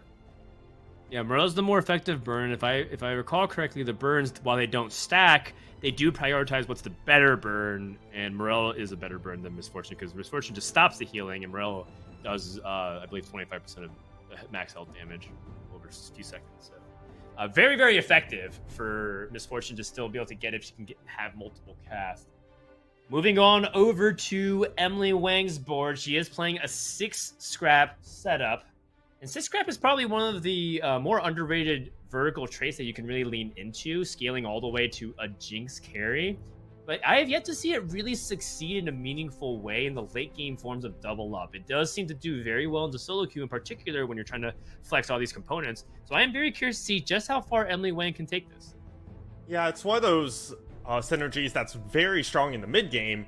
Like I was talking about, they're looking for some power in the mid game. Yeah, let's get the 6 scrap in. Let's just get this giant shield across my entire team. Let's get a bunch of items on the board for the cost of about half the components. I mean, a little bit more. But it's all about that mid game power, especially when you have the scrap, the extra scrap from the augment. You can get the 6 scrap without needing to find the Jinx. So you can access it just by finding a 4 cost, the Janna. Use that to just get an insane amount of mid-game power. Hopefully let your teammate find some great late-game power with that time you've bought them. Very much so. Emily tries to lean over to the left side. Going because Soju does have the Yone set up. The rest of the board is mainly 1 star. Soju does seem to be trying to skip level 7, playing kind of a traditional solo queue style of just having a raw power to get through stage 4, and that Yone 2 should be good enough given his setup. And Yone is really uncontested. Does have slowed down from the Frozen Heart, so perhaps maybe Emily can stall for long enough for Rue to come save her, but that's not the case, and Soju ends up dealing damage, and Rue looks like she lost as well. So Emily and Rue, their start to stage 4 has not been very smooth. On the other side, Soju has now started his win streak officially, and looks like he's keeping himself open to the possibility of even still playing Urgot or even sending it over to Prestivan. Yeah, and actually looking over at Prestivan has actually opted to pivot over to the Urgot. So he's holding onto challengers to send over to Soju. Prestivan has 2 Yones on his bench, has also Urgot 2 as well. They're in a spot to both find up 3-star 4 costs. Normally we think, okay, that mid-game power, let's get one of us to that super capped 3-star 4 cost late game board. Or we can just both go for that, why not? I mean, I think it's very intertwined with how they want to go about it, right? Let's say if all of a sudden President is the one who wants to play Yone, he can send it and vice versa. So we'll see. In the meantime, we're capping over to Ramcat versus Soju in that Seiko is trying to do his best job to carry, and Yone has to go for a 1v6 in this position because the front line completely disappeared. And just good, solid board from Ramkev. Now he's the one actually being able to win fights on his own very consistently. And Soju takes a pretty nasty loss as well as Precedent. Robin is also streaking, so in terms of how the health totals are lining up, it does feel like Soju and Precedent are now getting put on some significant pressure. Soju thinking about taking this Jinx potentially, and ends up perhaps needing that bow instead. But we'll see what ends up happening because they do have a Rune of Allegiance to send things to their other teammates. Let's go ahead and check out what's happening with Grand Vice. Does have the 6. Oh no, that's Ramcav's board. 6 Molly. Good golly, Miss Molly. Yeah, and meanwhile, Grand Vice 8 is looking like he's gonna start transition. He's gonna level to 8, get the Jinx in, start finding some higher cost units. Finds the Janna, has the Orianna on bench as well, finds a pair. This is one of those roll downs where you don't have a ton of gold and you're not necessarily looking to send it for your full upgraded board. You're just more trying to find a couple upgrades to stabilize you, eco up a little bit, to go to 5-1, complete the roll down. You can see he stopped at 10 gold. With the gold that's on his bench, he might even sell to make 20. It's one of those, like, small roll downs, find a small power spike, get me to the next stage, and then we can find my board. And the difficulty is that some of the units that he has on his bench implies that he wants to hold it. Like, I think the Shaco pair is a nod that he wants to save it to send to Ramkev. So he would sell the other things around it if he wants to make 20. I think GV8's totally fine. Their life total is not under significant pressure, and he still has at least made a single gold. As we look at the last augment of this game, it's going to be a prismatic one with Enforcer Soul, with an opportunity for Chemtech Explosion. Some weird choices across the board for sure here for GVA. I wonder what he's going to pick. I feel like it's Enforcer Soul. Weirdly enough, I don't know. Level up at this point doesn't feel like it does much because he doesn't have much gold to put into going level 9. The Enforcer Soul also allows you to get a little bit more gold now that it gives you 8 extra gold. Finds a Seraphine too, can roll down to 10 gold again here with that extra little boost he got. Find a Jace, find a little bit of an extra power spike, but still not. Is he gonna send it to 0? He looks like he's gonna just opt to send it to 0 anyway, recognizing his board is not in a good spot, and he really needs to just find a good spike now. Sends the Shaco over. Might as well clear your bench, which I'm a big fan of. You have so much you're considering on your bench anyway, and clear bench, clear mind. Let's just get that unit over to my teammate. Yeah, we know that Shaco's been starting to crew from Ramcat, right? When he had 4 Shakos as early as 3-1. So that should be very close to Shaco 3 over on his end. GV8 is Jinx trying to clean up as much as he can. The Super Mega Death Rocket does land and clean up a pretty decent amount. Some of the rockets that are following up, Rude does end up taking the win, trying to pour it over to Emily's board to save them. Emily is going up against Ramkev, and the Shaco is just doing the Lord's work, cleaning up all the backline units and trying to put so much pressure onto the rest of Emily's units. So the reinforcements wasn't enough, and Team People Riot is coming back for a vengeance. Go ahead and hop on over to Robin, who has 3 loaded dice, the High Roller Prismatic Augment. And I wonder if this is going to be the ticket that he needs to hit exactly what he's looking for, which, at this case, I wonder if he's just going to try to all-in on Jhin 3. I don't think I see anybody else playing Jhin in the lobby currently. If that's the case, that could be their ticket back into the top 2.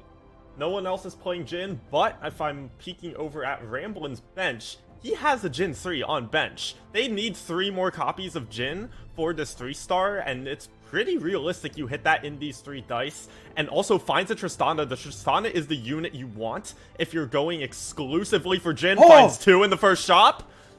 And there it is! As long Excellent. Bramble gets it over in time. Yup, there's the Jhin 3, our first 3-star forecast of this lobby. Very well done. Ports an Akali over as well. That's an Akali 2 for Ramblin'. They just Omega power spiked. Crazy power just came into this lobby right now with Robin hitting 3-star Jhin, while other people are still accruing resources. Precipice has 50 gold. An excellent Zephyr choice here from Robin. Even has a magnetic remover to keep this going. And, you know, while we're still on stage 5, not the most amount of power damage being dealt, the idea is Robin's going to be wiping boards. Look, this is 8-0 victory. Ports immediately over and tries to finish the job to try to save Ramblin' as well. Soju takes big damage. Team 7 now down to just 20 life after facing Team Ramblin' Robin. Wow, that might be the craziest single team power spike I think I've seen in this game, especially amplified by 2 teammates having that huge of a power spike in duos. And also, we totally lied. Rue over here was playing Jhin. Those last 3 Jhins, well, hey, it doesn't matter. There's 12 Jhins in the pool. All 12 are out now. She's chilling on a 2-star Jhin. Robin's just like, hey, I can do you one better. That's gotta feel so scary here for Team Rue Emily, because you look at the carry, it's very clearly Jhin. Rue does also have a mixture of the challengers in the front line as well. Finds a Zephyr opportunity potentially on the Akali, but looks like it's gonna hit instead the Seraphine. But the Enforcer actually keeps her locked down as well. So a Shroud and the Enforcer keeps Akali a little bit disengaged from the fight in the early stages. Is that going to be enough? Akali tends to have a really good matchup versus Jhin because she drops aggro with a perfect execution, just dodging all of the curtain calls, gets behind the Jhin, and the healing to go all the way back up to full.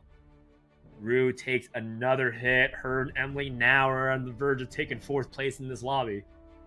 Oh, Akali. But something else I want to point out. Rue hanging on to 4 Yones. You know who's going for Yone 3? Soju and Prestivent. That 4th Yone, like I said, there's 12 forecasts in the pool. Rue recognizing especially the opponents that I'm directly competing with for placements. If you're looking at Ramkev and GV8, hey, I'm not really competing with them, but they are really trying to outplay Soju and Precedent here, and has to sell a Yone to find the Leona for her own board, but just hanging on to those units, making sure that Soju does not find that Yone 3. Whew. Well, the good news for Team 7 is that if Rue and Emily die soon, they're going to release a bunch of those 4 costs back into the pool and give an opportunity for them to hit. And Ramblin' and Robin are going to be able to support each other and deal big damage. Rue Emily is down to just 3 life points, which puts him on 2 lives guaranteed. Take a look at stage 4 carousel, see if there's anything here that can swing things. And I'm looking at the board states of both these players. It just doesn't seem like they have many meaningful spikes left as an opportunity, and they're not even sure what items they're necessarily going for, trying to see if they can play zone defense. Rue takes a Socialite emblem instead, but I wonder how much that's going to stop the bleeding here, if any. Yeah, it's one of those boards that is pretty good if it's solo queue. But this is a tournament, and it's a double-up tournament, so you know these boards are all crazy. They are, in fact, all crazy, so that board just not quite holding up. It doesn't look great for Rue and Emily, but we'll see if they can work their way back into this. Meanwhile, we're going to hop over to Ramkev right as he hits a Galio, too. Oh my gosh. All right, then. Potentially just play this Galio, too. I guess you could cut one or even both of the bodyguards if you want to justify it. Just has this Galio take the frontline items away from Leona. But we'll see. It looks like he hasn't decided what he wants to do just yet. He could also just ship this Galio 2 over to Grand Vice, which I think is what he's considering at this point, because honestly, his team looks pretty solid for the kind of strategies that he wants to execute. I do think 6 bodyguards is a little overkill at this stage of the game, because you're still playing things like Poppy 2, and maybe he wants to end up sending that because he's keeping a very powerful 2-star legendary on his bench. But that's not to say that his board still isn't high quality. As you can see that he's stalling for time. Reinforcements coming in from Ramlin's side. Team Robin Songs is about to come in here with his Jin 3, trying to delete the entire front line remaining. Ramkev does take the loss here. Team Rue Emily's now down to 1 hit point. Can they survive stage 5? It's looking pretty sketch for them, but Ramkev, that Galio 2, I'm also wondering how you fit this in. Maybe you, honestly, I think you dropped the Poppy and maybe the Darius? Drop down the 5 Syndicate, maybe? I'm genuinely not sure. Yeah, like you said, the 6 bodyguard does feel overkill, but maybe just hanging on to the Galio 2 for now. He doesn't have items for it unless he wants to sell this Leona, so just considering his options for now. I mean, he does have a big shield from the 6 bodyguard. They do get 600 shield each. So in terms of keeping his board alive and potentially stalling for GV8 to come in, I mean, that's what his game plan at the moment. See, he's also checking in on how the other fights are going. Sees that the Akali 2 still getting a ton of work done from Ramblin's side. Here comes the port from Rue to try to save Emily's board. Again, this is an important fight to win. Otherwise, they are out of game number 2. But it doesn't seem like that is in the cards because that Yone is not able enough. That'll be an elimination for Team Rue Emily at the end of stage 5. See who can play for that top 2. If Soju and Pressman can make that comeback, as 7 Yones that are available, and they will get 1 more Rune of Allegiance. So a final chance to keep up with the Temple of the Law, because Robin Songs and Ramblin, they are not skipping a beat with that Gen 3. Yeah, unless Soju hits this Yone 3, it's looking pretty rough, because Ramkev and GV8, they have such a big health lead that there's a good chance they're looking to just bleed into a second at worst. Maybe gonna struggle to find that first because of just how strong Ramblin' Robin is. But so Cave 3 Soju and Prestevent, they're just not quite healthy enough, and their board isn't quite good enough. So if they don't hit this Yone 3, they might be in trouble. It's going to be difficult because Soju has to hit a Yone, and then Pressman has to send him a Yone if that's going to come down. If that's going to work out that way. It does end up looking like Soju and Pressman at least have 2 lives, so they have 2 chances. Chances is all they really get here. They don't have any guarantees. Not even finding a Braum 2 at this point. Yeah, a Akali 2 set up here from Ramblin with a triple Socialite is going to be the weapon of choice. This is what many people consider to be one of the strongest builds in the metagame, with an Akali 2 Guardian Angels, and that scaling AP. And it looks like it's going to be pretty competitive, at least in terms of eliminating some of the units. The nice thing about it is that the socialites and stuff do end up setting up so that you lose barely. Akali, if she wins, is usually the last person standing. Reinforcements on both sides. Gen 3 and the Urgosh trying to face off. Jin's Quicksilver has worn off, trying to use the CC to stop it. But Prestiven's board cannot aid in time, and Robin Songs will get the victory. But the important thing is that they're still at 7 life. Yeah, and I'm going to highlight the Guardian Angel specifically on the Akali, not just because it is probably Akali's best item. It gives her that second life, even at 2-star, but it's a great stall tactic or double up. It buys that little bit of extra time to...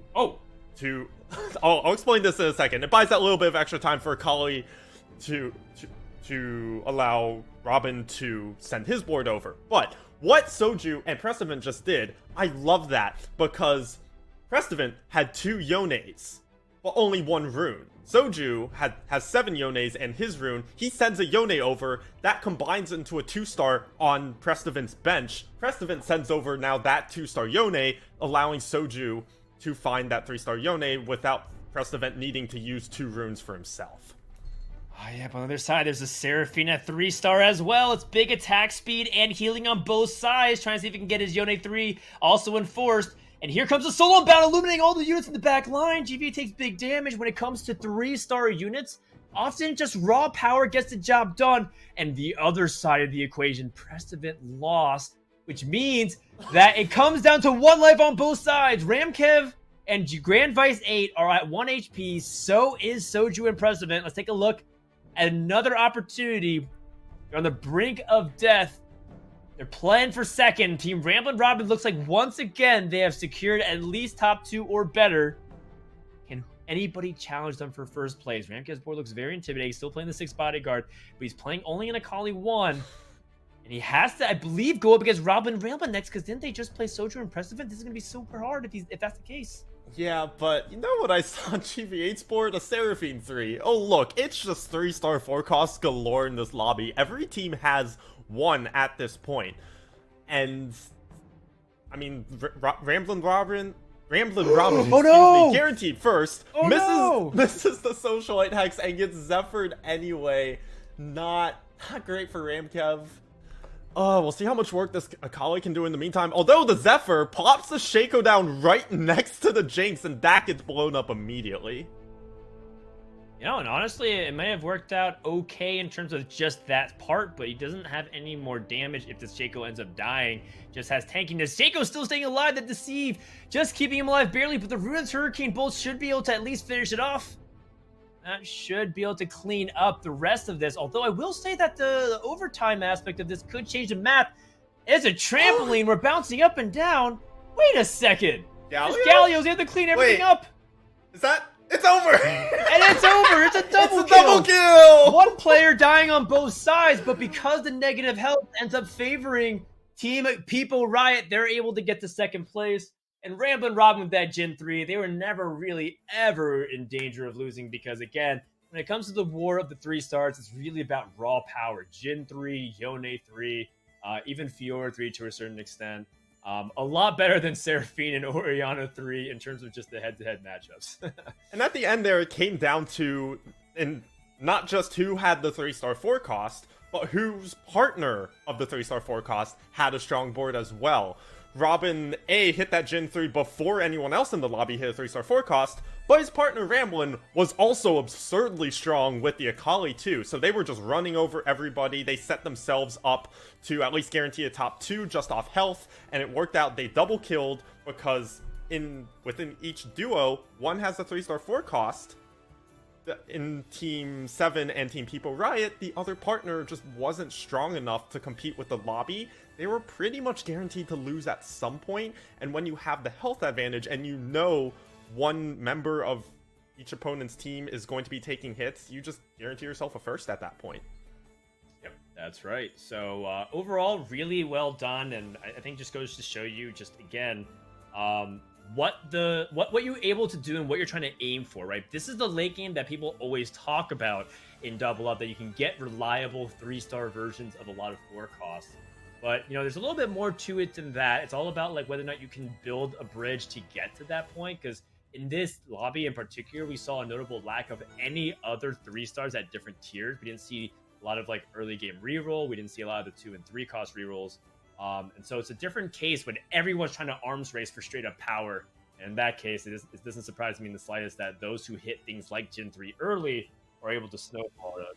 So Ramblin' Robin, again, another victory. We're playing checkmate format. That puts them on a 3rd place or better to put them at checkmate. Team Ramblin' Robin is currently dominating the field.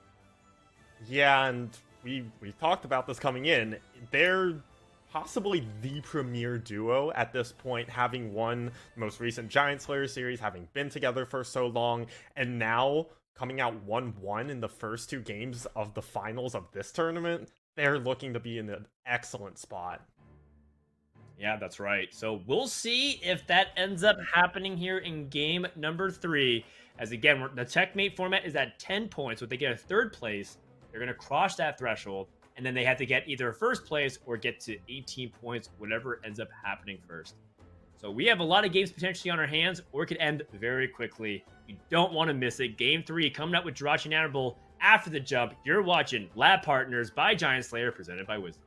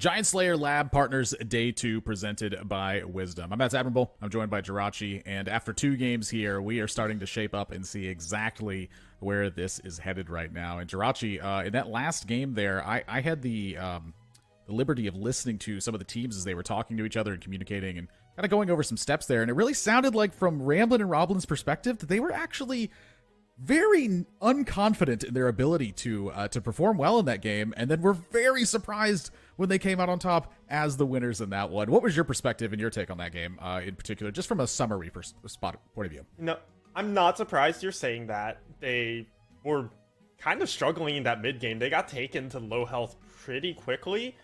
So at that point, you're thinking, oh, I need both players to spike in order to bring this back, or bleeding out anyway because one person's gonna lose. And then they both Omega spiked and brought it back, and that led to the rest of the lobby just needing these crazy boards to even keep up. We saw three-star forecasts, which, you know, I don't even think is the most we're gonna see today. I think we might see more somehow, but crazy boards and a crazy comeback, and Ramblin' and Robin, they just take it home for game 2. It feels like Galio is just like the superstar of today's boards in terms of, you know, who's actually winning the lobbies at this point. Galio's been a winner on both aspects at this point. I'm kind of curious to see if you know, can we upgrade that 3-star 4-cost idea and maybe hit that 3-star 5-cost idea. It's very rare, but it is possible. I'm thinking like high rollers. I'm thinking Nikos could come into the mix there. It feels like it would require a tremendous amount of work for that to actually get done. But I have to say that the way that the 3-star 4-costs are showing up, it's such a powerful aspect, and it's something that's pretty rare in the solo gameplay. But in the duos gameplay, it actually feels like a fairly common effect that you're rolling into, and it feels like if you don't get these tremendous jumps early on with your units, that really has to be one of your focuses, is how do you get to the 4-cost carry stage, and then how do you actually get a 3-star? Yeah, and because of that Rune of Allegiance, where you send units to each other, you have the opportunity to send 3 whole copies of a unit when you don't have that luxury in solos mode.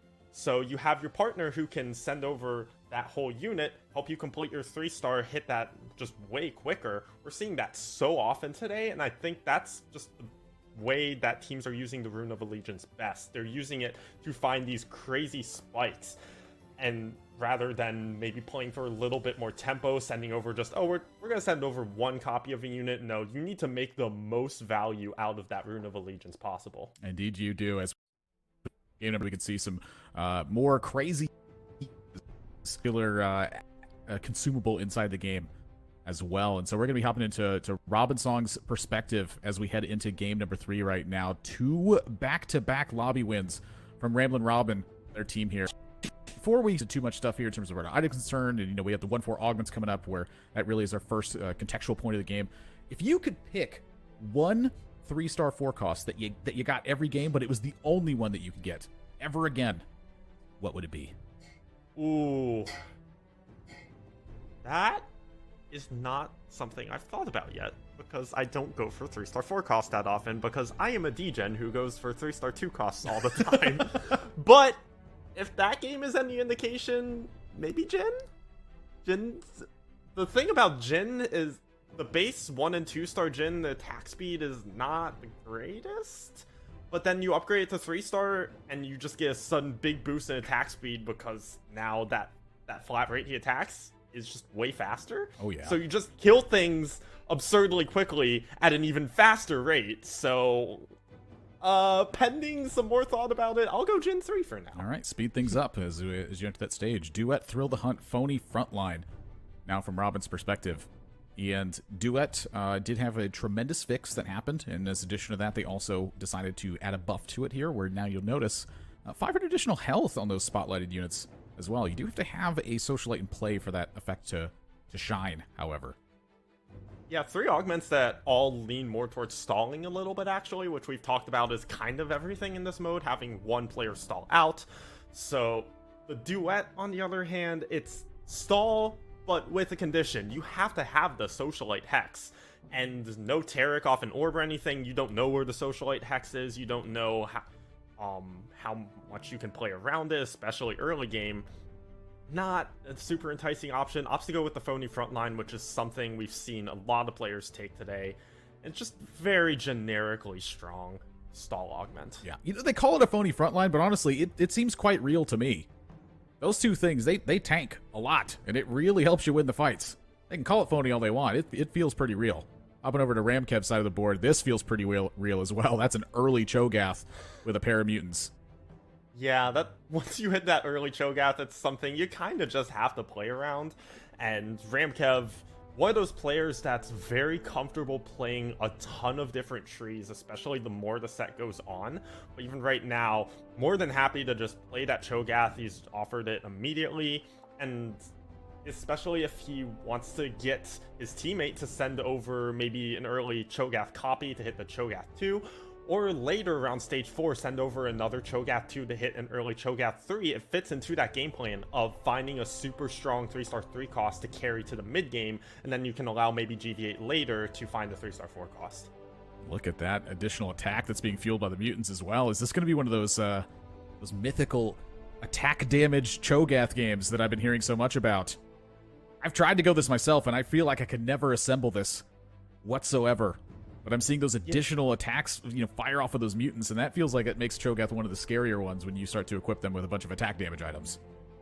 Ramkev has a history of playing AD Cho'Gath specifically. Oh, so really? especially yes, he's throwing up clips all over his Twitch and YouTube of, oh, here's the AD Cho'Gath build. But especially with that Blade Master augment of you getting the chance for 2 attacks off of 1. Oh yeah. You have the opportunity to get a very, very powerful Cho'Gath attack damage focused build. Opts to slam the Thieves Gloves, which I'm actually a pretty big fan of. The Cho'Gath itself, not a big user of the crit gloves in general, and Thieves Gloves a very generically strong early slam, especially on an upgraded frontliner like a Kassadin. So not a bad slam at all, and something I think is totally correct. Honestly, this is quite interesting to me as well, because you also get this added tiny little consequence to it, where you get to head over to your opponent's side of the board if you're winning, and perhaps that Cho'Gath gets an additional chomp on a unit. Start to build up those stacks a little bit more, and so it feels like a great slam for that tempo. That's right there. Hopping over to K3, Soju's Sai, teammates with Prestivan in this one, and this is a Mercenaries build early on, and I will say that this has been one of the ones that I still have yet to get as I'm playing duos, and it's been the one I'm hunting after the most, I feel, as a Mercenaries build, and the absolute biggest loss streak I can, so that way I can capitalize on it later on. You just don't take the same amount of damage if your teammate has fairly more than they're winning some of their rounds. And so I just cannot wait until I can get this aspect of it done. But as y'all mentioned in the previous game, that getting is a little bit harder in this mode. Yeah, I wonder how Soju is going to do today with Mercenaries, because yesterday we saw him play Mercenaries to great effect. He was able to get this crazy cap board and beat an Orianna 3 from Ramblin', but that was yesterday with the solos quote-unquote mode due to the technical issues. Now we're on duos, so we'll see if Prestivan maybe comes over, griefs his teammates' lose streak a little bit, and knowing Soju and knowing how much he plays Mercenaries and how good he is at Omega capping out boards, even if his streak gets griefed a little bit earlier than he wants, as long as he's fairly deep into that loss streak, he's not going to mind. And honestly, that brings up another aspect where maybe your teammate comes over and cashes you out at a decent time for free. And then you can use the fact you didn't spend any gold to cash out to power spike your board and go from there. Oh yeah. One of my favorite things I've seen utilized with this, I've only seen it one time ever, is this is another one of my favorite parts of the duos mode, is getting to send your partner some free stuff. I love to see that. Is I saw a player tank a Mercenaries build until 4-1, and then their teammate shipped them 2 units that were stacked with items as they leveled to 8 and rolled all their gold.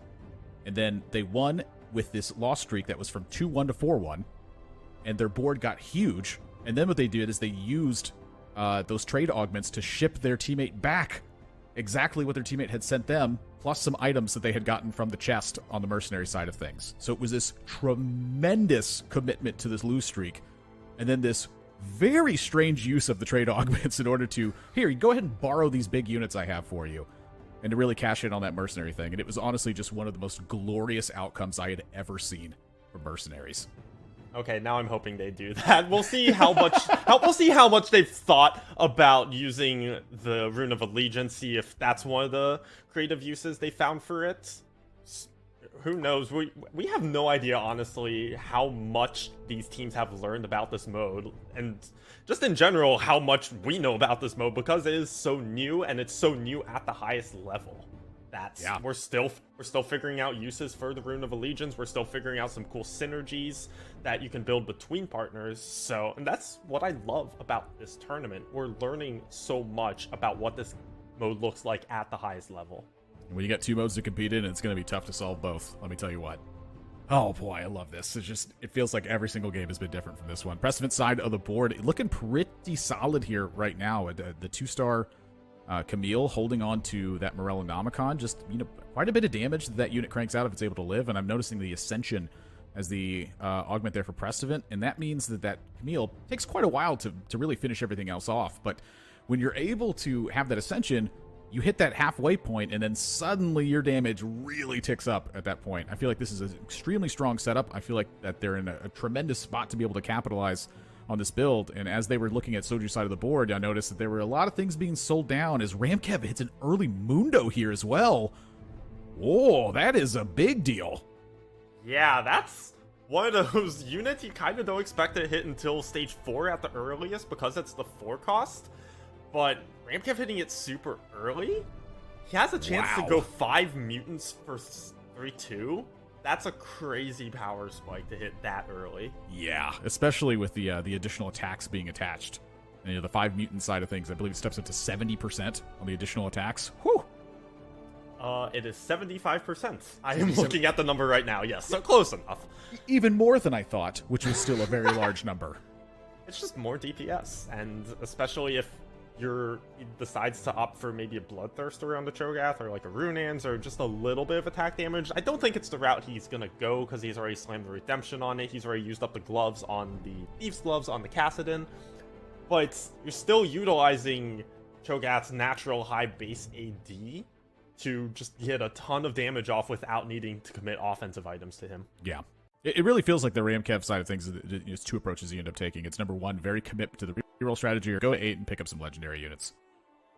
So a spatula getting found here from Precedent's point of view, I think this is a pretty difficult item to use until you have like a pretty strong commitment to one angle of this. You do double up your chance to find Force of Nature, I think, which could be a pretty big deal in this one. But right now, Precedent's items not really, I'd say, deliberately going in one direction or another. As we head over to Rue's side of the board, Emily Wang, the teammate here, and finding a Bramble to go onto this 2-star Camille. And again, not really a lot of provided in the items right now. Pretty much still very open to interpretation here. Yeah, could maybe...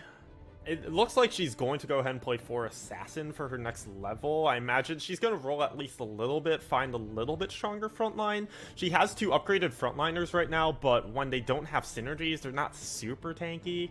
So...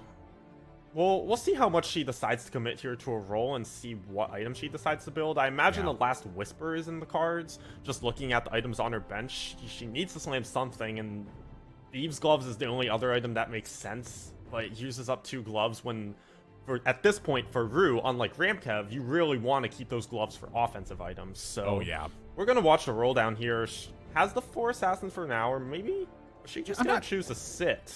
I was going to say, I'm not convinced you need to have the roll down here, because you do have, like you said, you have 2 upgraded frontliners, and they're not huge, but they are upgraded at this point. And so I do agree with the roll here, but I could see both aspects of it. You also have a 2-star Talon and a 2-star Twitch as well. So you're dealing quite a considerable amount of damage. And so at this point, how do you make the most of this? Bit of an awkward roll down, and you said, I don't know if we need to roll down, as she rolls down, and I feel like she rolled and didn't find anything? I mean, maybe you can pivot over to mutants from the Assassins, but no Cho'Gath? Yeah. Just on the Malzahar too? And with these items, it feels really awkward to get to mutants from here, so I'm just not sure about this. I would like to see Emily's side of the board and see if maybe there's like some idea of shipping Emily a unit here that you're finding on the roll down. That's one of the things I like most about organizing with your teammate here is organizing the roll down, and then you both kind of ship items to each other or units to each other if that's what you happen to find. And so Pretty straightforward looking augments here from Emily's side. Underdogs, Pony frontline. Not exactly the super synergistic things, but honestly, Underdogs, I feel like is a very underrated augment, even when you're not going through that angle. And so, there you go. It's going to be a transition over to Mutants. Yeah. Frankly, Emily, I think this build supports it. Yeah, Emily had the Cho'Gath ready to go, so Rue at least knows she's going to find the 3 mutants. She's not going to be left out in the cold without any way to get that mutant trade in. Gonna also go ahead and throw in Colossus, which, I mean, it's a huge spike to Cho'Gath's tankiness. So, not a bad board she's arrived at. Just kind of wishing we had a Cho'Gath 2 at this point, because it's who's carrying Rue's items right now. Malzahar 2, good unit. No items on that unit. Not doing quite as much as you quite want it to at this point in the game. Staring down Ramkev's side of things, that Cho'Gath has a lot more stacks attached to it at this point. And that was that 5 mutant in play? I didn't quite catch the glimpse of that. But from Ramkev's point of view, that's a lot of extra attacks that are being secured on that frontline aspect. And here comes the cavalry to wipe things out. And so Emily going to take a bit of here. It's quite a significant board on Ramkev's side of things as well, so 5 damage being assigned. Precedent Soju sitting at 45. Head into the middle of stage 3. And as we had mentioned earlier with Precedent and Soju, that they had a spatula floating. Did they consume it, or is Precedent looking like they're going to get a Force of Nature done? Yeah, it looks like Precedent's going to get that Force of Nature in, so there's a power spike right there, and the value of being first pick, if you have a floating spat, you don't have anything to commit it to, you just pray for a spat on the next carousel. Okay, let's get that Force of Nature in. But as we're going to hop over to Mr. Liquid Goose's board, who is not just had his win streak snapped. He had his win streak snapped at some point at 3-2, it looks like. Still a very strong board. Shaco 2 with a Last Whisper. Very, very strong mid-game carry. And we'll see whether he commits to re-rolling this, going for the 3-star Shaco like we saw Ramkev do with last game. Or if he's just going to use this to get to a Kali maybe. But with these items, I think you do re-roll the Shaco. You have the extra Assassin from the Augment. You have Last Whisper, which isn't necessarily conducive to playing a Kali. It's a little more conducive to the attack damage-based Shaco. So I think this is a good route for GV8 to go for the Shaco 3 this game. Be that mid-game power to support Ramkev getting to late game. Yo, this board looks insane. This is 6 Assassin at 3-5 with a 2-star upgrade that's carrying 2 items that are just absolutely backing up your entire portion of this game. Especially, there's already players going Colossus, so that Giant Slayer looks huge. And look at this support that's been happening here. This feels like a fantastic setup for GV8's side, and I really feel like the items that end up coming off of the wolves that are coming up here are going to determine a lot of whether or not he rerolls for the Shaco or goes to 8 and tries to find a Kali. And a consideration they can make, actually, they can both reroll for 3 costs. Also, we can watch Soju cash out, double Nikos. Oh my gosh! That is a huge pile of... This is just an embarrassment of riches! Okay, so what... Now my question is, what 2-star 5 cost is he gonna go for on level 8? I mean, at some point it's just the whatever you hit. Find. But my gosh, just go ahead and pick one. You need one of each for 2 Nikos? This is insane. This is not fair. The value of cashing out, and so Soju, honestly, this is one of those times you just go level 8 on 4-1. You're so rich. You can find a 2-star 5 cost on 4-1. That is just absurd. Oh my god. Oh, the Kate's so close to taking it. Malzahar! Static Shiv finishes it off. Wow. This is just a massive spike that has occurred on Soju's side of the board, and I feel concerned for the rest of the lobby now. I do not feel concerned for our entertainment, which is going to look like it's pretty darn solid. Yeah, you go straight for 8 at this point. I don't even think this is a difficult call. Perspective. The difficult call was the timing on exactly how you're going to cash this out, when you're going to cash it out, and if you miss on the cash out, how do you actually cash it out? And so thankfully you don't have to go through that point of stress from Soju's perspective. It's get to 8, it's find a good unit, it's stack it up, and dust off your hands. You know who probably is stressed at this point, though, unfortunately, is probably Rue and Emily, because they're in a similar boat HP-wise. However, they just watched Soju cash out a huge chest. And now they're going to watch him go to level 8, find the top catch the first roll. Just why not? We're going to see what else he chooses to pick up here, see how much he's going to go for. Just feeds the whole Misfortune 2 to the top catch. You got to make some items here, too. We can't pick those up without kind of getting with this board here. Yup, he's going to go for the Victor. Opting... I don't think he's gonna... Yeah, he's not gonna burn his Nikos for now. He has so many options for things to Nico. If he finds, say, a whole Tom Kench 2, when he was considering double Nicoing that instead, well, then that's just a waste of the Nikos. However, if you save one more round, 5 costs on stage 4 are already ridiculously powerful. You can afford to greed the Nikos a little and still 6-0 GV8. Yeah, I mean, just kind of take your pick on how you want to fight this board off. I agree with not consuming the Nikos early as well. You have plenty of time. The Victor at this point is a big power spike, let alone the Victor 2. And with this much gold and these items rolling, you have a massive edge over the rest of this field right now. And it's time to take advantage of that. Finds in the Kali. Okay, that's a possibility as well. I mean, now you have multiple angles you're kind of working from here. You notice he hung on to the Leona during this, and you can clearly see that Soju is thinking that this is way more powerful, as this is a pretty quick, deliberate decision to go this route. Wow, and apparently the Akali is that strong, though. Victor, we can wait a little bit. We'll see what happens. Maybe it's Victor, but nope, it's going to be Akali here. Yeah, he just knows, hey, Akali's probably the best 5-cost carry in the game. I have a chance to go Akali 2, double Nikos. We're just going to go for it.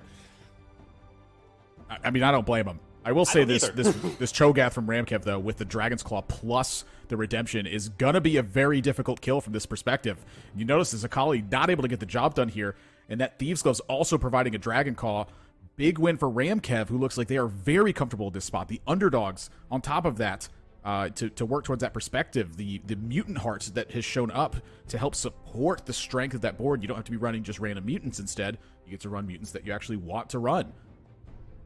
Yeah, and as we're hopping over to Ramblin', who has his own 5 cost, this time on level 7, so a little bit more of a, hey, I high rolled a 5 cost rather than, oh, I'm Soju and I got to go level 8 and roll on 4-1 for this absurd board.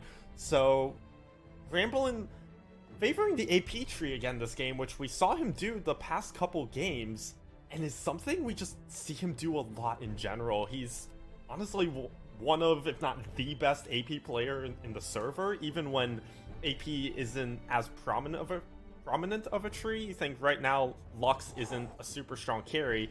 Well, it doesn't matter. He's just gonna build AP items and find a way to make that tree work anyway. Fancy footwork from the Zephyr, that back line, dodging that giant stun that takes place from Braum, and the Akali getting Zephyr to this one. I don't think it's gonna win the spot here for... Oh, excuse me, it is going to win the spot for Ramblin'. I apologize. Wow, these are some big uses of these 5-cost units that are taking place here. They're so powerful. You just have to find the way to surround them and the right items to support them as well. Rue down to 13, Precedent and Soju down to 19.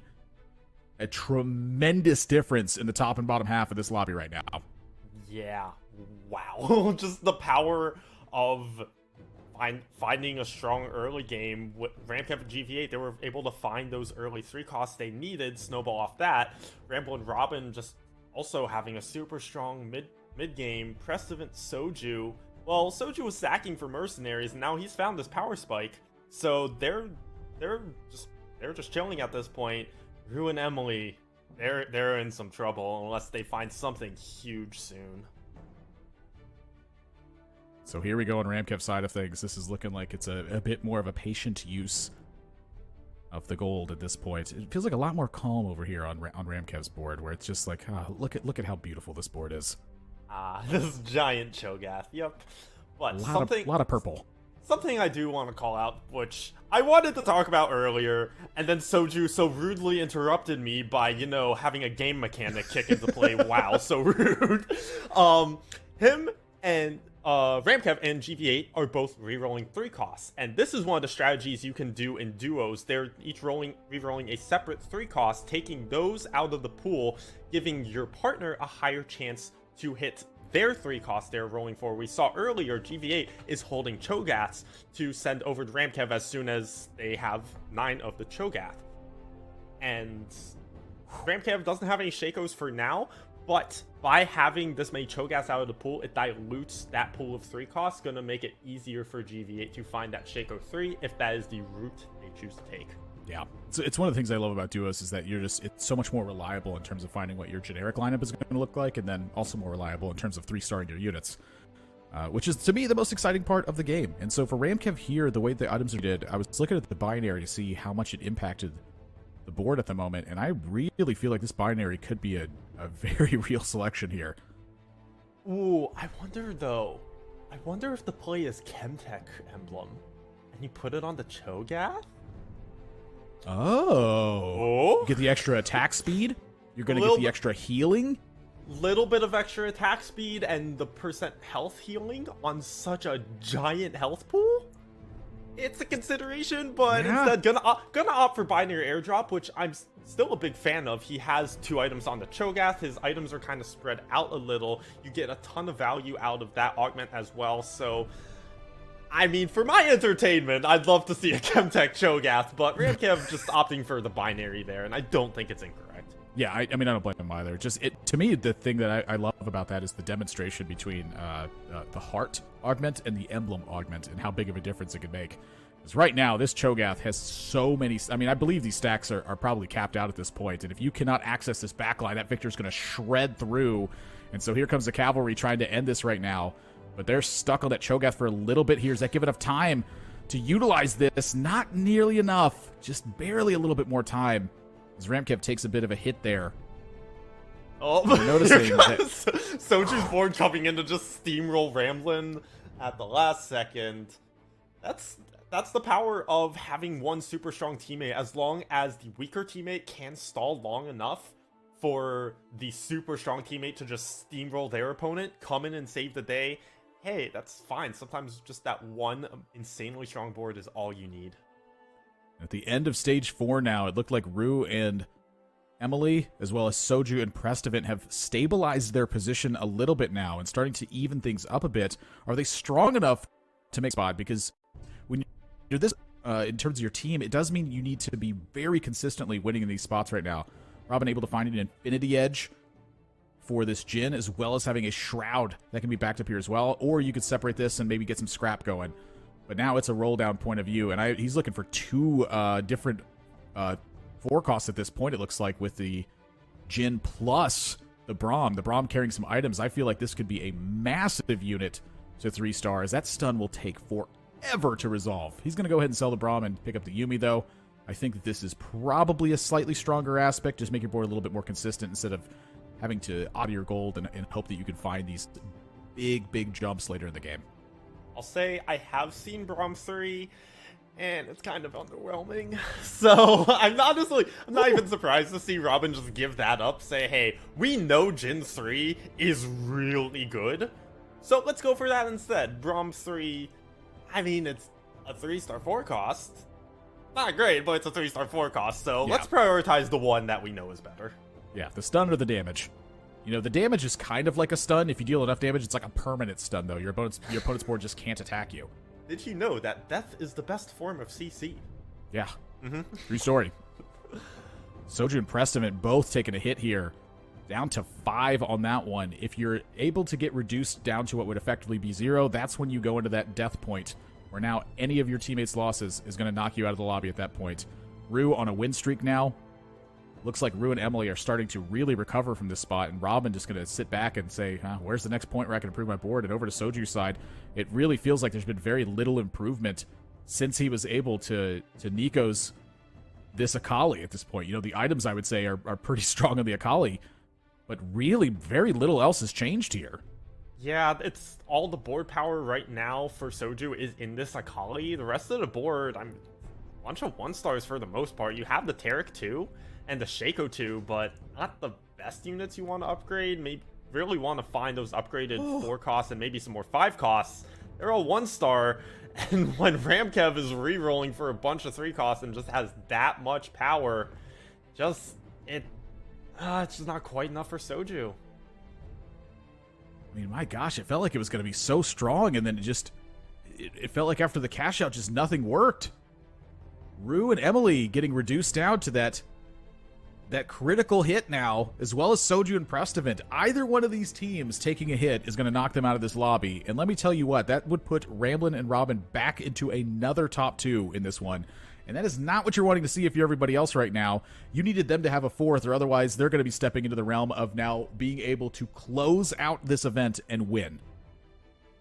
Yeah, Ramble and Robin looking like they're in a great spot to get that, to hit the point threshold for being able to win the tournament next game. So for now, Soju Prestavant, Rue and Emily, they're just looking to hang on, squeak out that 3rd versus the 4th, because every point matters at the end of the day. This Akali gonna clean up so much damage. The Shaco's not quite gonna get executed, and the Akali just cleaning house, hanging on. The Akali's gonna port over to Prestavant's board. Can it clean up? It gets the execute onto the Cho'Gath. Wow. Is it gonna keep Prestavant alive? It's gonna keep Prestavant alive. Holy smokes, that's a big win. Rue and Emily also won theirs as well, so both of them hanging on by a thread as we head into the middle of stage 5 here. How big can this carousel be? Rue and Emily going to get the first pick here. Big difference. Yeah, and Emily got a Zephyr. That's actually huge. It allows them, if they hit Prestavant or Soju, that Zephyr cheese, helping to squeak out that fight, it can mean all the difference when you're fighting for placements. I was looking at the redemption that Soju took. Tom Kench lined up very well to take that. Oh my gosh, this board is huge. Wow. Wow. Yeah. Just wow. Yeah. And the bench is lined up as well. Oh my. Yup. And when Ramkev finds that last Cho'Gath, hits that 3-star Cho'Gath. Oh? Wait, GV8 does not have a rune. He doesn't have a rune to port this Cho'Gath over now, but he will get it on 6-1. So that, whether it's this stage or on 6-1, that is a guaranteed Cho'Gath 3 for Ramkev. I'm going to go ahead and add the Assassin back into play. 5 Syndicate, 6 Assassin with a binary in play as well. Look at these drops from the binary perspective as well. And when you see that Cho'Gath sail up into the air, that is bad news because these Assassins do a ton of work to your board straight away. Galio going to land and see if they can recover this at this point, but this Akali does not have a way to stay alive if the damage gets focused on there. The Cho'Gath completely recovers the fight. GV8 not going to win this one, as the team almost enough time to show up, but doesn't quite get there. Emily going to take a hit, though. And Prestavant takes a hit as well. Oh. And I think that means that Prestavant and Soju, looking at those totals, are going to be in 4th? Yeah, I think they are, right? Yeah, they are. Okay. Wow. I did not expect that at all, especially seeing that huge cash out from Soju on the Mercenaries. The super strong board we all thought he was going to build after that, it just wasn't enough. Just found so little improvements. I mean, we went away from the board for almost an entire stage, and when we came back, it was like, what really has changed here? I guess still 2-star Akali, and then just like some stuff. Yeah. It wasn't super exciting when we came back, I'll put it that way. So GV8 paying some attention to some positioning stuff here. What's it generically is going to be the strongest, as well as against your opponents as well. So Zephyr not sending up something super huge, I would say, in this spot. But that Shaco is doing some work. Yeah, but on the other hand, Robin knows that there's a 50-50 shot. He's fighting GV8, so he can full clump his board to protect against the Assassins, keep that Jhin safe, even though classically, Jhin doesn't have a great matchup into the Assassins, but when you get to guarantee your positioning for the Assassins, you can position against them and help take the fight, and both Robin and Ramblin are gonna take their fights over Ramkev GV8. Meanwhile, Ramkev got a Shroud, which is one of the Shroud and Zephyr. I just talked about how getting to cheese Zephyr can be so crucial for closing out late game fights. Getting a Shroud off Dragon, it's the same deal. That's the extra bit of tipping point you need to take fights that sometimes you wouldn't win. Yeah, I mean, it's really tough to position your carry in the center of the board. So when your opponent has 2 Shrouds and they kind of check both corners, it really hurts your ability, I think, to fight through an aspect like that. you're just going to have to start getting creative and I think taking some risks as far as the fighter is concerned. And so Ramblin' here, full roll down is what's happening here. Improve the board, improve the board, improve the board out here. Yeah, and there's no improvements to his board. His board is all 2-star. Yeah. Here's the thing. There's an improvement on Robin's board, and oh, wait. I'm seeing something they can do. Something I mentioned that Soju and Prestivan did the last game. You see this Nikos for Robin. The play is actually Robin Nikos the Jhin right now, ports over that one Jhin, Ramblin' ports over the whole 2-star Jhin. Are they going to see it is the question. Oh, yeah. That is very unusual use as well. Head. But that's like 7-head in that instance. Oh my gosh. I feel like I've been in this exact same position and missed that. Yeah. And oh gosh, okay, nightmares now. But look at the board fight that's taken place. The 3-star Cho'Gath is such a big difference that is made to this board. We just saw them win this fight in terms of both sides of it. Now they lost the fight on both sides. The Cho'Gath able to do such a huge carry in that spot. It's the 7-head play. Here we go. He called it. Another 3-star Jhin. Enough? That's my question. Is the Jhin enough at this point? Do you have strong enough surrounding support to utilize that in the full advantage? I'll admit, if I'm seeing that Jhin, I am very worried. I am extremely scared. But I feel that way when I look at pretty much every single one of these boards. And yeah, Robin's it's time to make Fort Knox around this Jhin at the moment because, my gosh, this thing is going to be tough to take care of. Especially with Phony Frontline, this is the most protected Jhin in history, pretty much. So, and it's a Jhin 3 with a Deathblade. Oh, dear God. Oh, it is not being touched at the moment. Yes, oh, gosh. Oh, jeez. It's not even close. Oh, my, that is not okay for the other side. However, the Jhin shows up here. Is it safe? Is it going to kill this aspect? Is it going to kill this Cho'Gath? It has to kill this Cho'Gath, right? Oh, my gosh. The damage is insane. Jhin 3. Yup. Alright, so... What do you want me to analyze about the Jhin 3 specifically? I've analyzed how we got to this point. Alright, hear me out. You've given me the aspect of how you utilize the trade aspect here with that Nikos. You're going to have to sneak a Blitzcrank into play here. Because Robin has taken the comfort zone of they don't have a Blitz in play right now. I'm putting this in the corner. So that means that you got to find a Blitz in the shop, and you got to wait till the last moment, buy the Blitz, snap it in play, steal the Jhin, and mow it down. That's the win. That's the way you beat this, I feel like, right now. Or it goes completely unprotected and somehow it gets jumped on here, but it feels like that's pretty difficult to do. Counterpoint. They have to do that like 5 times. It's going to be a little tough. Fair. When I say a little, I mean a lot of tough. This Jhin right now, just sitting in the center of the board very casually, gets knocked up by the Scion. Those Shrouds really slowing down some of the ability to hold this front line. The Cho'Gath now making its way there. But is it going to have enough damage? Gets lasered by the Victor in this spot, and the Jhin goes down. Wait. What just happened? Okay. Robin almost had the 5-head positioning there by middling his Jhin to dodge all the Shrouds. However, middling your carry tends to open it up a little bit more towards just anything from the board. Scion knocking it up twice, delaying those auto attacks from coming down, actually stall out the Jhin just enough for the Cho'Gath to get right in its face and just kill it. So, there's maybe an opportunity for Ramkev and GV8, but they have a pretty huge comeback to make here. I don't know if they can do that. Well, yeah, it's still a lot of fights that have to take place here. 31 health for Ramblin' and Robin. We're coming to the end of stage 6 as well, if we can get to that point. Just adding a little bit more defense to the board.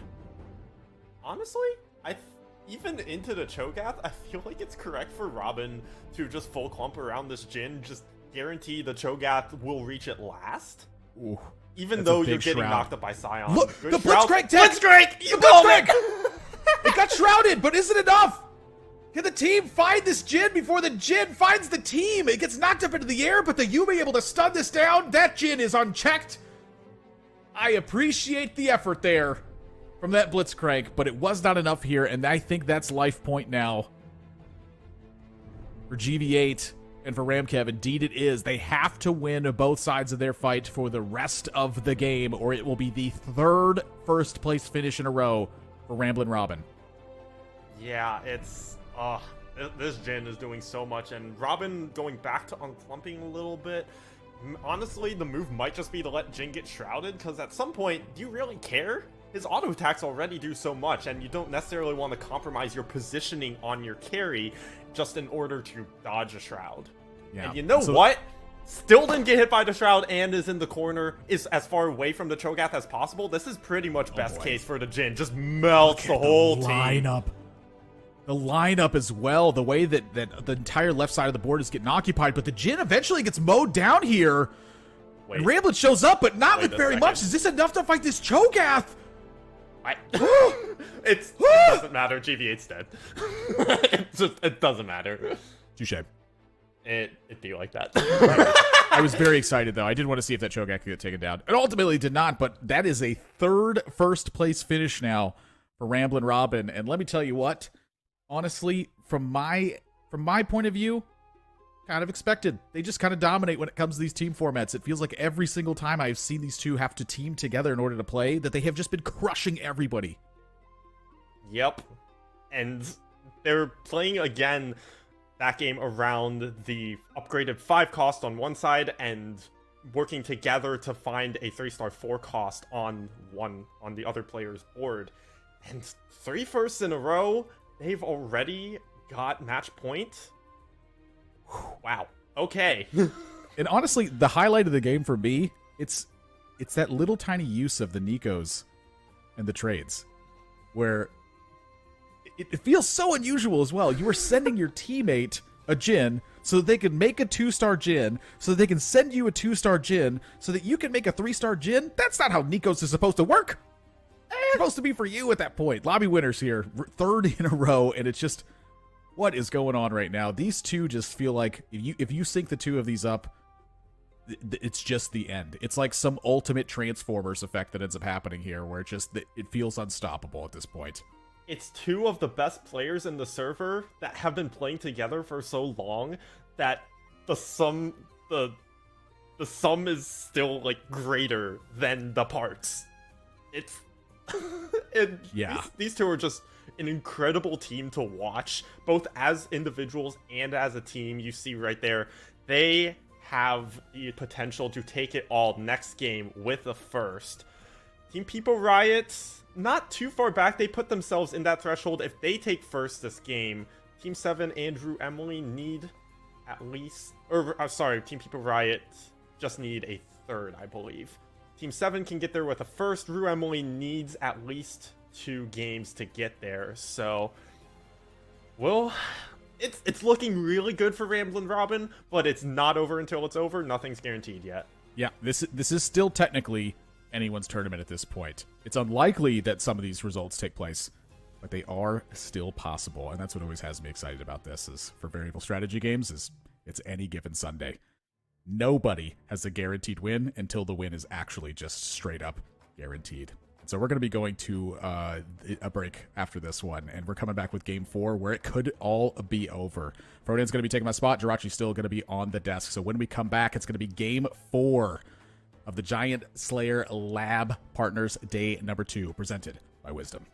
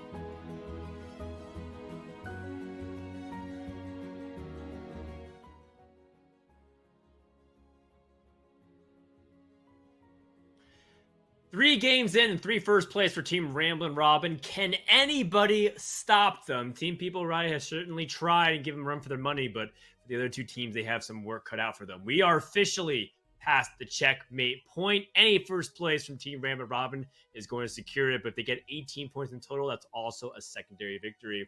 Welcome, everybody, back to Lab Partners by Giant Slayers. Frodan and Jirachi here to bring you game number 4. And it just seems like Ramblin' and Robin can't be stopped. Let's talk a little bit about some of the other teams. What do you think about the way the other side of the other teams have been doing there, Jirachi? I mean, look at Team Rue Emily. What is going on their end when you are popping in and seeing how their game plan is coming together? Sorry about that. I was muted. Jirachi, what do you think about the way the bottom teams have been performing? You know, it feels like their game plans haven't really been coming together. Have you noticed any observation, or have you made any observations about Emily Wang and Rue and Sojourn President? What do they need to do to bring this back? I'm genuinely not sure. It's so hard. They need to find that crazy board power in the mid game and then transition that into crazy board power late game, which is such a general statement. But it's just kind of what needs to happen. And Ramble and Robin are doing such a good job of that throughout all points of the game, and same thing with Ramkev GV8. It is such a general thing, but it's something those teams kind of need to do better if they're hoping to come back. Yeah, and from the way I was just observing and watching alongside those streams, it just feels like some teams are just doing better in that main stage of the game and some are not. So with that, we're going to game number 4. We're going to hop on board with Robin Song's POV, who has just been putting on a clinic. You see it in the scores up there. It's 1-1-1. Robin's just been super consistent, finding that Gen 3. Ramblin' really taking that AP line. A little bit of column A, column B, and everything has worked out beautifully so far for Team Ramblin' Robin.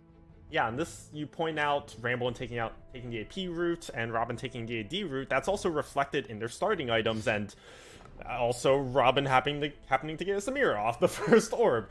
But Ramblin' has been taking Rods and Tears as his starting item. Robin has been opting for Bow, which I do think Bow is possibly the best offensive start in the game generically, just because unless your name is Ramblin', you kind of want to favor the AD tree a little more. It is just, there are more options out of it. You have the Kog'Maw, not so much AD, but you making excellent use of Bow items. The Samira, the Challengers, the Urgot, the Jhin. Every good AD carry and Kog'Maw makes good use of Bow, so an excellent offensive component to start. Ramblin' doesn't care about that because he loves his AP, but that's a whole different story. Yeah, definitely. We're coming up on the 1-4 augment here, and if Robin wants to stay on that AD line, has 3 options that can all support it. If you choose the Challenger Heart, can really go for that Warwick line like we saw in the game number 1. Could also end up just picking Clockwork Heart, keep himself quite generic, but he does already have a Samira, so he's thinking about the Challenger and leaning into it. I think that's the right call. Game number 1, where he was able to use the Warwick reroll Challenger line with Chemtex to help supplant himself in the mid-game, giving time for Ramblin' to inevitably find his carries, is what really led to success in that first game. Yeah, and because of that Challenger Heart giving the Warwick, he has the option to go into 4 Challenger if he wants to. Has this Camille, has Samir, has Warwick, has 4 Challenger all ready to go. He might opt to sell this Camille, though, depending on what his items are. If he wants to get this Bow off the Camille, also depending on what other pairs he hits. If he hits this Lowy 2, which he doesn't, maybe wants to play that instead and drop the 2 Challenger, but for now, has some decisions to make about his board. Yeah, this is definitely one of the trickier things about the current tempo in the early game stages right now, which is that the playing a 1-star 3 cost is just a little bit riskier than double up versus solo queue, because you have to face off potentially against a little bit more than just the army that you expect. And so if you do play a flimsy board that doesn't have strong front line, and you're just trying to utilize 1-star carry, will you be able to output enough damage? It's not really just about fighting one opponent. You have to really factor in how the rest of the stage is going to play out. And you can see Pressman did queue up against Robin. Robin did end up committing to a Guardian Angel on his Samira, and the Warwick and Samira pair able to run over Prestivin's board that's featuring Scholars. Prestivin's been favoring the Scholar line in general, but it hasn't really been working out much for Team 7. Yeah, and over on Robin's side, that GA Slam tells me he's going to use that Challenger Heart to try and go level 8, play 8 Challenger Yone, just utilize that crazy amount of attack speed to steamroll opponents super quickly, and utilize the other half of the support offense synergy, taking full advantage of the offense, steamrolling super quickly, helping your teammate out as soon as possible. But as we're looking at Prestivin's board, this is... you could call this a depressing early game. I see a promising mid game. I see a bunch of pairs that you can hit, a bunch of strong one costs you can throw in. Even if you don't natural them, you can go for a level 6 roll down, hit some upgrades, supplement these 1 costs with 2 and 3 costs, and build a super strong mid game board. And so I think Pressman already knows that. He's probably just going to commit to losing, as you were talking about, and does have all these pairs to potentially hit. As long as he hits something and finds some kind of direction, I think we're good to go. But taking 4-0 wipe, GVA is going to be starting to head over to the other side momentarily. GVA with the Shojin Slam seems like he's going to be committing to at least playing more AP heavy centric stuff, or we can maybe ship it over later to Ramkev. But Ramkev and GVA have been having very fluid game plans. So much so to the point where it feels like if they have a little bit more concentrated game plans, they'd be able to cap out a little bit harder. Compared to, say, Robin and Ramblin, who've been kind of a little bit rigid in their game plan. They've been doing kind of the same thing every single game, and to much success. Yeah, which, to be fair, is the strength of Robin and Ramblin. They both do... They both commit to a path, and are so good once they commit to that path. However, Prestivan has a Lissandra too. Now, this opens some interesting options with how Soju opts to use the Rune of Allegiance. You can, if you want, you can send over Lissandra to find Lissandra 2 this early, but it feels like that's, I mean, it's a good power spike, just not amazing, not quite what you need for that insane mid game these teams are looking for. Yeah, so Soju and Prestivan lose streaking together in low 80s here as we approach the stage 2 carousel. No Lissandra on the carousel immediately, but he can start building towards items for her. Immediately takes that tier. A lot of people love having the ability to make a Archangel staff. Now, that being said, I still think that Morello Nomicon is a very important item for Lissandra, but perhaps in his mind that Soju needed that belt a little bit more. We're going to go ahead and hop on board with GV8 instead and see how his Mercenaries board is shaping up together. Now, last game, I know Soju played Mercenaries. I was watching his POV, and he was so confident that they would get a first place because he has, in his own words, lost 1,000 LP learning this tree, but it did not pan out. And he said, quote, "Mercenaries is unplayable in Double Up. I'm never playing it again." You see GV8 doing it. I wonder if he's going to be able to perhaps show us something that's... Oh, wait, I apologize. He was not playing. He was looking at Ramkev's. Ramkev's the one playing it. Can they make it happen? The Soju Classic. I won with something. It's broken. I lost with something. Nope, never playing it again. That's the Soju special. And we'll see if that ends up being the case. I think that part of it is that you do end up giving a lot of HP, and you want your teammate to also not establish too much tempo as to win fast and then win on your behalf. You want to go for that big spike, but the 2-star legendary that you're able to get is sometimes just not enough to spike because you're at such a low HP count, and then your teammate has to also spike at the same time. It's a very difficult thing and formula to work towards, so I'm curious to see if GV and Ramkiv can find that intricate balance. In the meantime, Robin Songs, no problem with an all 1-star board, still finding ways to establish his tempo because he's over leveled and able to get that challenger advantage. And now snowballing over on Ramblin's side, Team Ramblin. Robin once again off to the races at 100 HP. If they can close out stage 2 with that win streak, puts themselves in a pretty commanding position going to the mid stage of the game. And remember, if they win game 4, this tournament is over. Yeah, what I called out earlier too about the offense side of the offense support. We're seeing these fights that Robin comes out to help Ramblin'. There's 5 units porting in pretty quickly. Robin is steamrolling his opponents and just giving that boatload of support to Ramblin'. They're already on 100 streaks. They looking to both close out the 5 streak. They'll both be super rich. They'll be super healthy. They'll be in a really good spot to get first. Yeah, and there is something to be said about the type traits that you go up against in a reinforcement scenario. Wow, Ram kept thinking about slamming the Last Whisper, trying to see if he can find any way to pick up extra gold. Perhaps a little plunder gets it. The twin shot effect ends up getting 1G, and allows him to sell the Tristana instead. And I know Ramcap is really happy about his slam in that position specifically. 1 gold could make all the difference as it helps him get that interest point. Soju impressive, and he's watching. Looks like Soju takes a loss. P-God takes a loss too. So 2 teams on the losing end here, but I mean, Ramkev, he has a lot of latent power hidden in that mercenary chest. Just how far will he commit to this lose streak? Yeah, we'll see. He has a Caitlyn 2 ready to go on bench, and that'll actually help keep them healthy. The Caitlyn, as long as she casts, and this board is tanky enough with the Warmog's Alawi that it should buy enough time for Caitlyn to get 1 ult off. If it can snipe a backliner, hey, there's a unit kill, that saves HP. If they've whittled down a frontliner enough that the Caitlyn ult kills that, hey, another 2 health saved. And that, when you're playing mercenaries, it really is about that health save. Wow, okay. Finds an Urgot.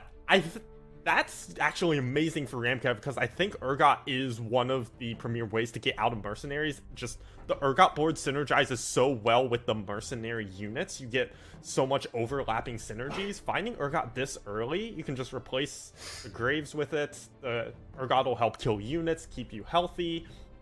As far as mercenaries in double up goes, I think this is a good spot for Ramkev.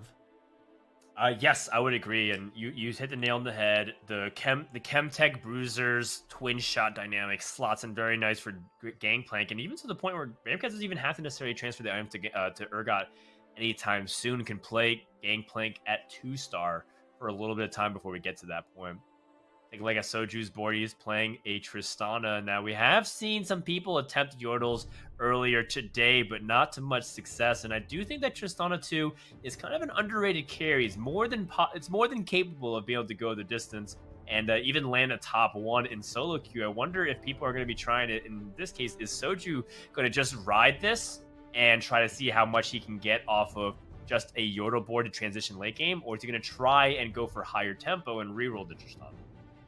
Yeah, a bunch of options for Soju, but we are going to swap over to Emily, who's going to do a roll down, has a Jhin pair on level 6.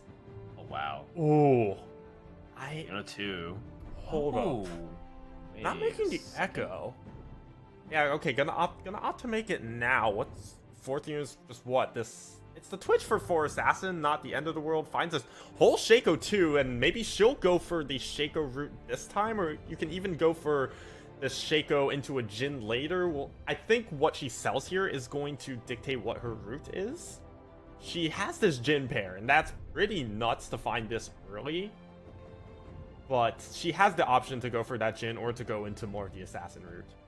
Yeah, it's really interesting because she could hold this Jhin pair, try to combine into a Jhin 2 off the carousel, just pick any Jhin. At stage 3, you get access to tier 4 units. At stage 4, you get access to tier 5 units. And so maybe she holds on to this and then sends it to Rue so that Rue can utilize Jhin. And Jin's actually quite a flexible item holder these days, even to the point where some people are starting to put unusual items like blue buff onto it. Oh, an assassin heart so that she can be able to go deeper into the assassin tree and find opportunities to expand it. She ends up selling the Jins as Rue can't fit that into her game plan.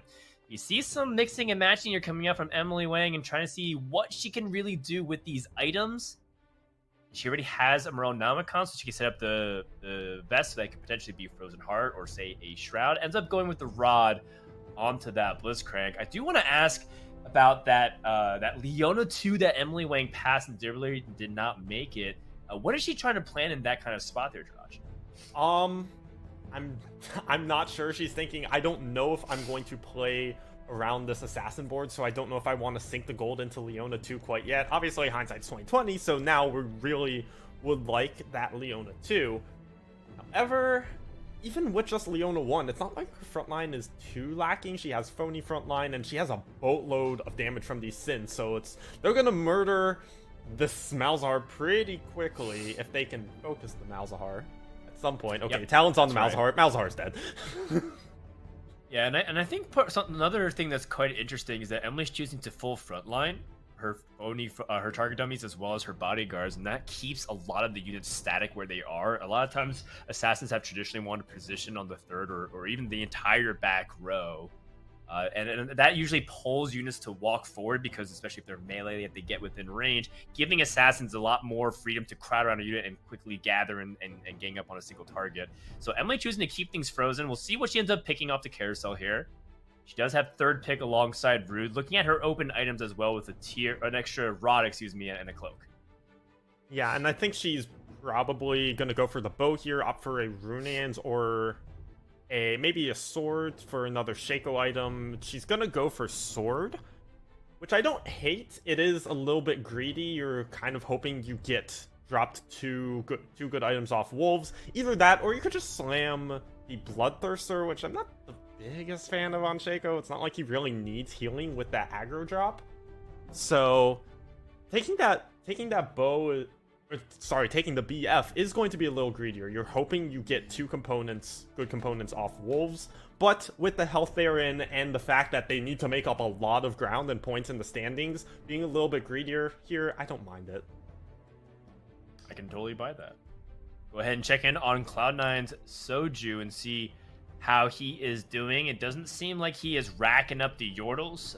He does have the extra Tristana 2 on the bench, but it doesn't seem like he's going for the Yordle printing strategy where you try and say hold Ziggs 3 and as well as Lulu 3 and Tristana 3 and guarantee yourself to get all those 3 costs to be every single turn. And I think that makes a lot of sense given that you have your opponents, you have your teammates to help you get that 3-star so you can get that Tristana very quickly and roll over your opponents. Now, that being said, we'll see how Soju chooses to go about it. He does play quite flexibly in a lot of these kinds of situations. Finds a 2-star Blitzcrank. Find a way to put that in immediately, perhaps just even replacing one of the other units that don't feel particularly strong. I think he wants to keep his Yordle package in. I think he wants to keep the Taric in, so he just has to replace that Darius instead. So everything looks pretty set on his end, which brings us the question is, what is Prestivin's game plan, and how does that fit into what Soju's gonna do? Yeah, we'll catch up on them later because, hey, big merc chests. Ramkev doing some rolling, maybe looking to cash out. Prestivin also leveled to 7. Has a decently strong board with this Lissandra 2, but no real items on it. Urgot goes down for Ramkev. We'll see if the Gangplank can clean up. Doesn't look like it. The Gangplank will go down. No cash out for Ramkev just quite yet. So we're gonna have to wait a little bit. I want to see this cash really badly. I mean, it's going to 9 now. Wait, hold the phone. Thrill? The hunt difference is coming in huge. Another slam by Alawi. And now Esports gets to make it rain. Just in time for the PvE round as well to give him much more opportunity to transition. His bench is a little bit too full, if you ask me. He has to be really careful with how he picks up his rewards. See him meticulously microing as if he's playing an RTS game. Okay, it's all gold. Okay. All gold. Mostly gold. An Urgot 2. Okay. Has the Nikos as well, so I think this is... Yeah, this is looking like an Urgot 3 game for Ramkev. He got the Nikos, and I need to just check if GV8 has his other Rune of Allegiance. He does. So GV8 can always send him over another... Oh wait, they just got a new one. So we can always send him another Urgot 2. 4 Urgots functionally already. As long as this board spikes him back, that's the thing. This is what we saw with Soju that he struggled with. Soju hit the Akali too. Rest of his board, there just wasn't much happening, so it just wasn't quite strong enough to bring them back. And Ramkev, even though the level here wouldn't have been that expensive, gonna not opt for it. He's going to greed it out just a little bit more, going to save as much gold as possible for hitting the Urgot 3. All right, our first test to see just how strong Ramkev is, going up against a 2-star Samira board by Robin Songs. That challenger board has been doing great to get Robin to this point, but Robin has been the one to show weakness on Team Ramblin' Robin's end. Ramblin's the one who was streaking for a long time, and Robin was the first to take the loss. The Samira is able to get that last shot, able to finish it off, and get that nice win. And so Ramkev is not completely stable yet. But, I mean, the good news is that one of the strongest boards finds Tom Kench immediately. Can start to place that and finds Dr. Mundo at 2-star. Entire board starting to spike like crazy. Finds a Zach pair. Another Urgot. Okay, he is getting somewhere. Now, doing some good transition. Gonna opt to put these items onto the Mundo, which I'm a fan of this. You opt to put some more like damage items on the Kench because he's really is a DPS. Gonna slam the Jewel Gauntlet. I love this play. Yes, you stack damage on the Kench. You have him just eat units, sprint out the item components. Mundo is the one who is inherently super tanky. And right. So this Ramblin' and Robin both sacking to 8. Ramkev gonna get a win in there. And he's holding on to a lot of forecast at the cost of econ, which I don't even mind. It's taking them all out of the pool. It's denying them from other players. You lose a couple gold, but it's just one of those small plays you kind of need to make at this level. And a really good, nice way to save GV8, who has been playing support to Ramkev. We'll check back in with them momentarily. Let's go ahead, see what Ramblin's up to with that AP line. Has the very good items for Lux with the Ophidia's Jewel Gauntlet and Blue Buff. It's max damage capabilities, but there are some powerful boards. Emily Wang has a 3-star Shaco at the start of stage 4. This is already starting to heat up a lot. You can see her going for the full backline. She is done holding things at the front at the beginning stage of this game. And now Ramblin' going with a little bit of a juke, trying to see if he can dodge things like Zephyr. Does take a full shroud to his back line, though. And GV8 is contesting the AP tree, but in terms of board quality, it does look like Ramblin' has better pound-for-pound units and item supremacy over GV8. So it'll come down to whether or not GV8 can stall long enough for Robin to, or rather for Ramkev to potentially come in with his Urgot board. And here comes the reinforcements just in time. No! GV8 takes the loss. The power of overall board winning out in the end there. You see on the left side of Ramblin's screen, perfect synergies going on. He's got so many things going on his board. He's got so many upgrades that the entire board is strong, and that's what keeps him alive here and keeps him winning those fights. First sack rounds for Ramblin' Robin, they both sacked 3 fights, and they're only down 30 HP. That's pretty good for this mode. Yeah, absolutely, and they do have the edge for now, but we have seen damage really start to rack up, and damage in the early game of TFT, even in solo queue, is not that intimidating at first, and then all of a sudden you play stage 4 and stage 5, and you realize that you're just getting chunked if you're not playing strong boards. So we still have a lot more that can be done before we start to say if players are in the optimal health position versus not, because Robin and Ramblin', as much as they've been losing, can they guarantee that they stop losing even with just that 1-round win? Yeah, and I'm a fan of what Ramblin's doing here. He just takes the level, throws in the Taric to get the Socialite and the extra Enchanter, but is opting not to roll. In this 30 gold, he doesn't have that much he can really improve his board. He has this Braum pair on bench, but other than that, it's hitting a Lux 2 or a Victor. With no Luxes on bench, chances of Lux 2 not that likely, so we're just gonna sit, we're gonna take our super high health total, and we're just gonna wait a little bit more, get a bunch of gold, and get a really solid roll down. Yeah, and Soju takes a very convincing victory, and again, we talked about how they were comfortable in the 70s, but now, at 57 life, salvage bin, immediately picked up here. Apologies here on the quality, looks like we're struggling, the internet is pooping a little bit. He finds a Death Blades, he can immediately send it over to Robin, and that's the benefit of playing ADAP separated into different trees, because sometimes the game just gives you the items that you don't want, but if your teammate picks an entirely different carry type and using physical damage, that's what you can do with the Death Blade. Yeah, you can or he can opt to split that apart if he needs to, but with his items on the bench, it probably is going to be a send that Deathblade over to Robin angle. The question is when he's gonna do that, because he's gonna want to get value out of sending over a unit as well. But popping over to Emily and Rue, who are following the strategy that Ramkev and GV8 did last round, or last game rather. One reroll Shaco, one reroll Shogath. Oh, they're gonna take units out of pool for each other, and also have the chance to send each other copies of the unit they need because they're rolling a bunch at the same level. Wow, and the Enforcer buff being a huge impact into this game. You can see that Shaco didn't get to join the fight till almost all of his teammates were dead. And as a result, takes a loss here to Ramkev's board. Emily's streak has been snapped, and Rue was not able to win fast enough to turn things around. Ramkev is now the one on a streak at the end of stage 4. A big transition coming out from Robin as well. Wow, look at all these items on the bench.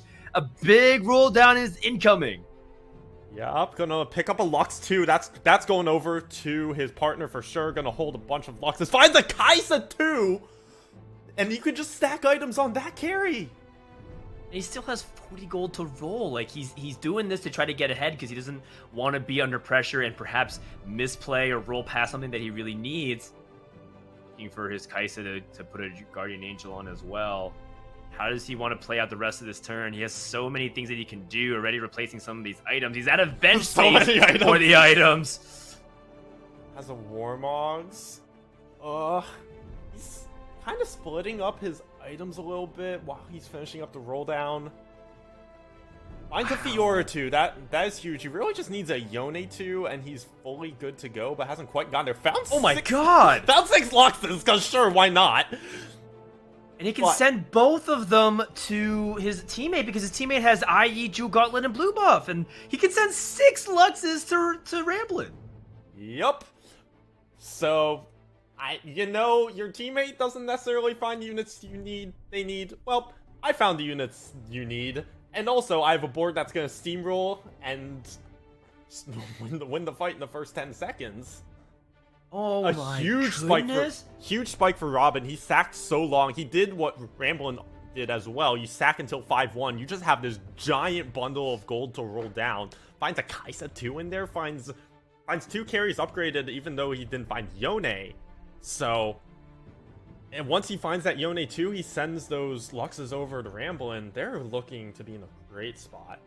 I mean, Lux 3 is a very powerful win condition because it's on the same level and expectation as it is for Jin 3. Ramblin' hits a Yone 2, can immediately send it over, and Prestman is scouting. He's seeing what's going on here, and as soon as a 2-star Lux is found on Ramblin's side, it is pretty much going to be lights out for that AP board, and everyone else is put on notice.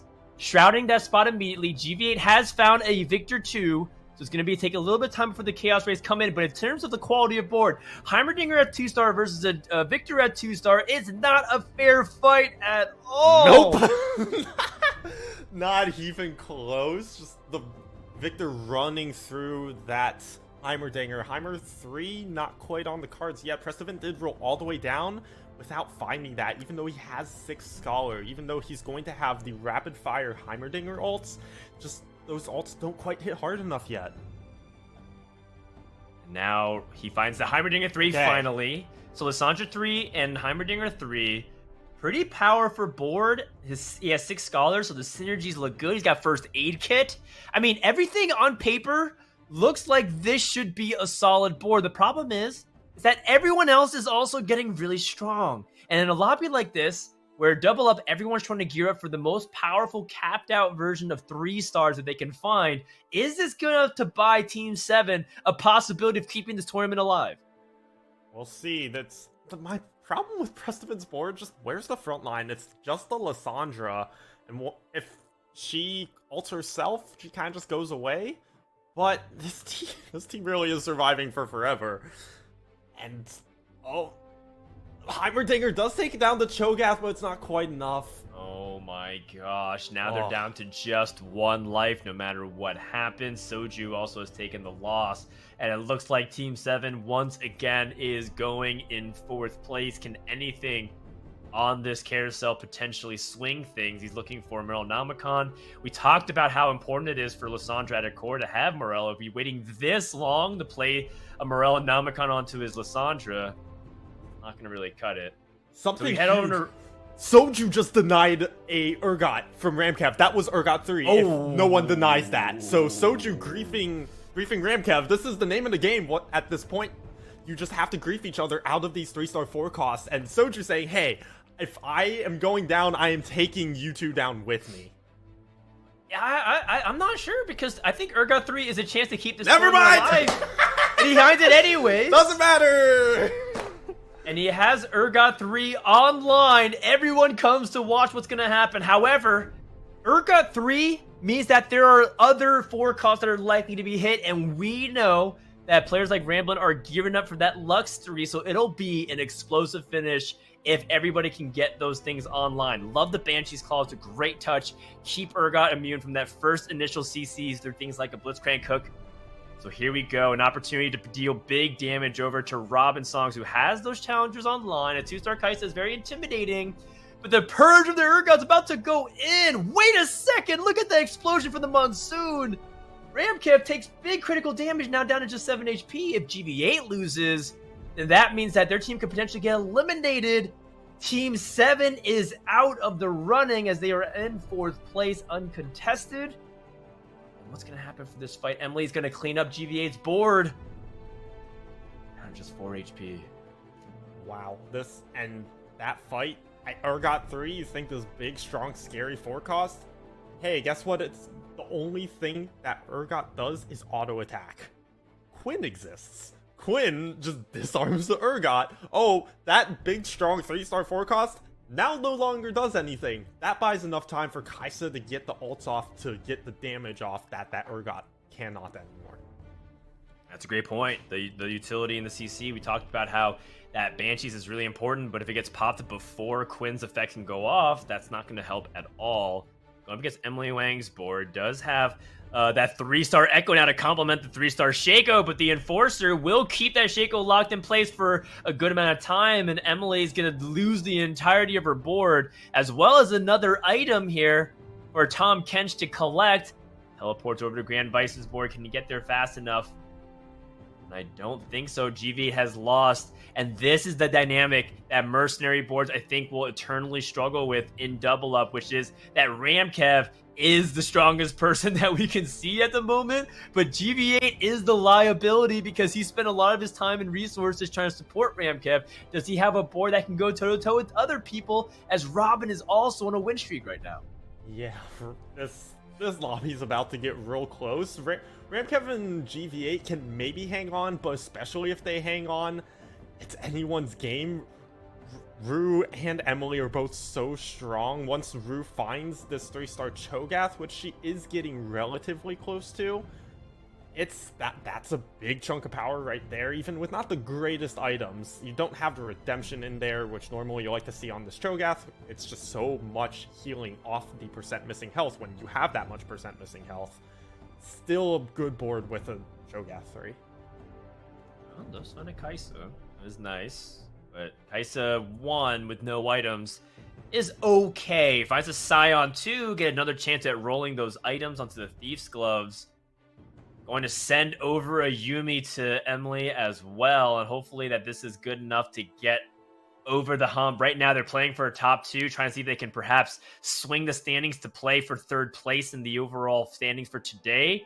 Ramkev does have that Urgot 3 locked and loaded with a Giant Slayer. That's going to make it very difficult for these Colossi to have a significant impact the longer this fight goes. But the Urgot is getting chain CC'd, and look at that damage to Malefic Vision's able to finish it off. And Ramkev is dead! That Urgot 3 did not pay off, and it wasn't GV8 this time. It was Ramkev that died. Oh my god, the Urgot 3 just did not get to play the game. It's unfortunate, but final 2, Ramblin' Robin. If they win this, they win the whole thing. That's a Yone 3. Now the question: what do you sell? Do you sell anything here?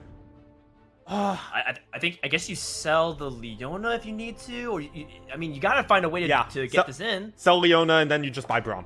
You lose Academy, but is a replacement bodyguard, so that's fine. And you need the Yone 3 as soon as possible because you don't want to risk being on 1 life and potentially losing to an unlucky fight. Here we go. Yone 3 switches sides so that Cho'Gath is not targeted immediately. He's on the same side as Malzahar as well. This is big damage coming. He has a Guardian Angel. This is very close to the best in slot items. If not, BIS for Yone. Soul Unbound is now going to last for 20 seconds into the fight and try to chop everything up, but he doesn't have the Academy buffs and to scale it, so it's not nearly as big of a one-sided fight as we expected. And Yone 3 is not doing anything to these 2-star mutants. Robinsons is now down to his last life. I can't believe what I'm seeing. Cho'Gath 2, Malzahar 2 is beating every 3-star forecast in the game. Oh my god. And Ramblin' as well is just a little bit too far off his own 3-star forecast. The Yone 3 without Academy has a replacement Yone in the shop. So, or excuse me, Leona. So, yeah, I was gonna opt for that. It's that Academy buff could be all the difference, but the problem is Ramblin' is not quite strong enough. He doesn't have his 3-star forecast. He's probably gonna get run over. And when you're on match point, that's all that needs to happen. You just need one of your teammates to lose. That's right. Rue is going to be matching up, I believe, against Ramblin'. So it actually comes down to how fast Robin can win. And so from Emily's perspective, she just has to stall long enough. She's not likely to beat this Academy Yone board from for the Challenger Yone board from Robin songs. But can she stall long enough for that Rue to finish off Ramblin'? If not, then this is an opportunity for Robin to come in to swoop Ramblin' off his feet and save the day. A quick victory. But is it fast enough? Okay. The seconds are counting down. And he teleports in. Is able to potentially save it. Cho'Gath's not able to get the feast. Yone is now trying to cut down everything. And it does look like they're able to get the win here versus Rue. Big damage coming in now down to 9 life. We approach the stage 6 carousel. Ramblin' Robin still can win this whole thing. Oh, it's so close. And the Zephyr available for Ramblin' Robin? Wow. Okay. That... And I like that... denial! Okay. The denied Akali as well. Yeah, they played this carousel pretty perfectly. And Rue and Emily just kind of left with whatever. Emily ended up just picking up a Jinx automatically with just a rod on it. Not a good power spike at all. It's just money. Oh my goodness. There's everything about a chance. It's everything so about that was so devastating. That didn't have the 5th Syndicate, doesn't have the Akali pair, and that just reduced the chance for Rue to send something over. Emily is rolling, selling the talent, trying to see if there's anything that could replace, trying to go for the 5th Syndicate. Now she matches up against Ramblin's board. The Assassins versus the Arcanist is definitely a better matchup, and they're still only just a Lux 2, but the Shroud's on the wrong side. Lux immediately is trying to go for the resets. That 1 extra auto does make a difference, but she's now starting to delete the rest of the lineup. Ramblin' is potentially going to die. He has to last for a second or two longer. The TP comes in, and it's not soon enough. Emily Wang is going to have to close it out with a win over Ramblin' Robin, keeping the tournament alive for just at least one more game. By the skin of their teeth? Okay. That Galio was like... what, 10 milliseconds away from popping into the air, being untargetable, and having the time for Robin's board to come in and save the day. And then just barely not enough time. Oh, that's a heartbreaker for Ramblin' Robin, but they're still at 15 points. They now just need a top 2 to close out the tournament. Yep, that's right. So, while they didn't win out straight at this moment, they still have the opportunity to close it out if they just get a 2nd place. And, if they get a 3rd place, and they're guaranteed that next game. So it comes down to whether or not people are able to even stop them from getting into top 2. And going into it, that's what they were talking about on their streams. They're saying, hey, look, I know that we win the tournament if we go for 1st place, but let's not get ahead of ourselves and as a result take a 1-point finish. Let's just play solid and see if we can at least aim for the upper half. And that's exactly what happened. So Great job by Ramblin' Robin once again, but the moment really does belong to Emily Wang and Rue. And every time their backs are against a wall in this tournament, this duo of Emily and Rue somehow pull out that rabbit out of the hat and able to keep their tournament dreams alive. And if they could do that again, because yesterday, if you remember, Emily and Rue were taking turns getting that first place to keep themselves competitive, maybe, just maybe. They do have a shot. They needed that first to even keep themselves in this. They get that first. They are in fact still in this. That's right. Never count out the dark horses. However, we do want to alert people that Team People Riot have officially crossed the threshold. And while that mercenary gambit did not pay off for Ramkev and GV8, they did enough to at least put them on checkpoint as well. So if Team Ramblin' Robin gets a second and Team People Riot gets a first, even though Ramblin' Robin has more points and they cross the alternative win condition, the win with the first place will take precedence. So they have to make sure that Team People Riot isn't taking that win. Essentially, everybody is motivated to get first places for the rest of it. Otherwise, the tournament's at risk of being over. Yeah, and this is when things are going to get even crazier. Like, these lobbies have been crazy because it's a tournament lobby at the highest level. Those are crazy enough as is. We've got now double up lobbies at the highest level. Let's get even crazier. Now let's get both of those, and everybody's playing for first and being super greedy and going for as captive a board as possible. Yeah, things are gonna get nuts in Game 5. Absolutely. And with that, that leads us to our next intermission. We're going to take a few minutes, and when we come back, we're going to have the next game, the potential conclusion, or we'll see more drama. Either way, you don't want to miss it. The Lab Partners event will be back right after this.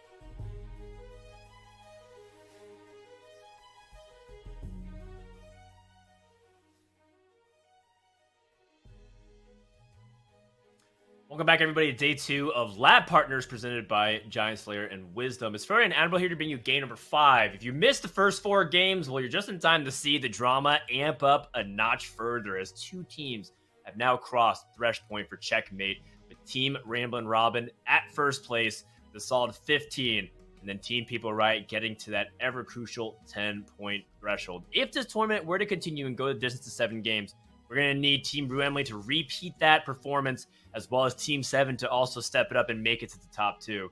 So we'll find out what happens. In the meantime, welcome back, Nathan. What were you doing during the break? Did you get to watch and listen into some of the team comms? How's the dynamic going for some of the streams that you were watching?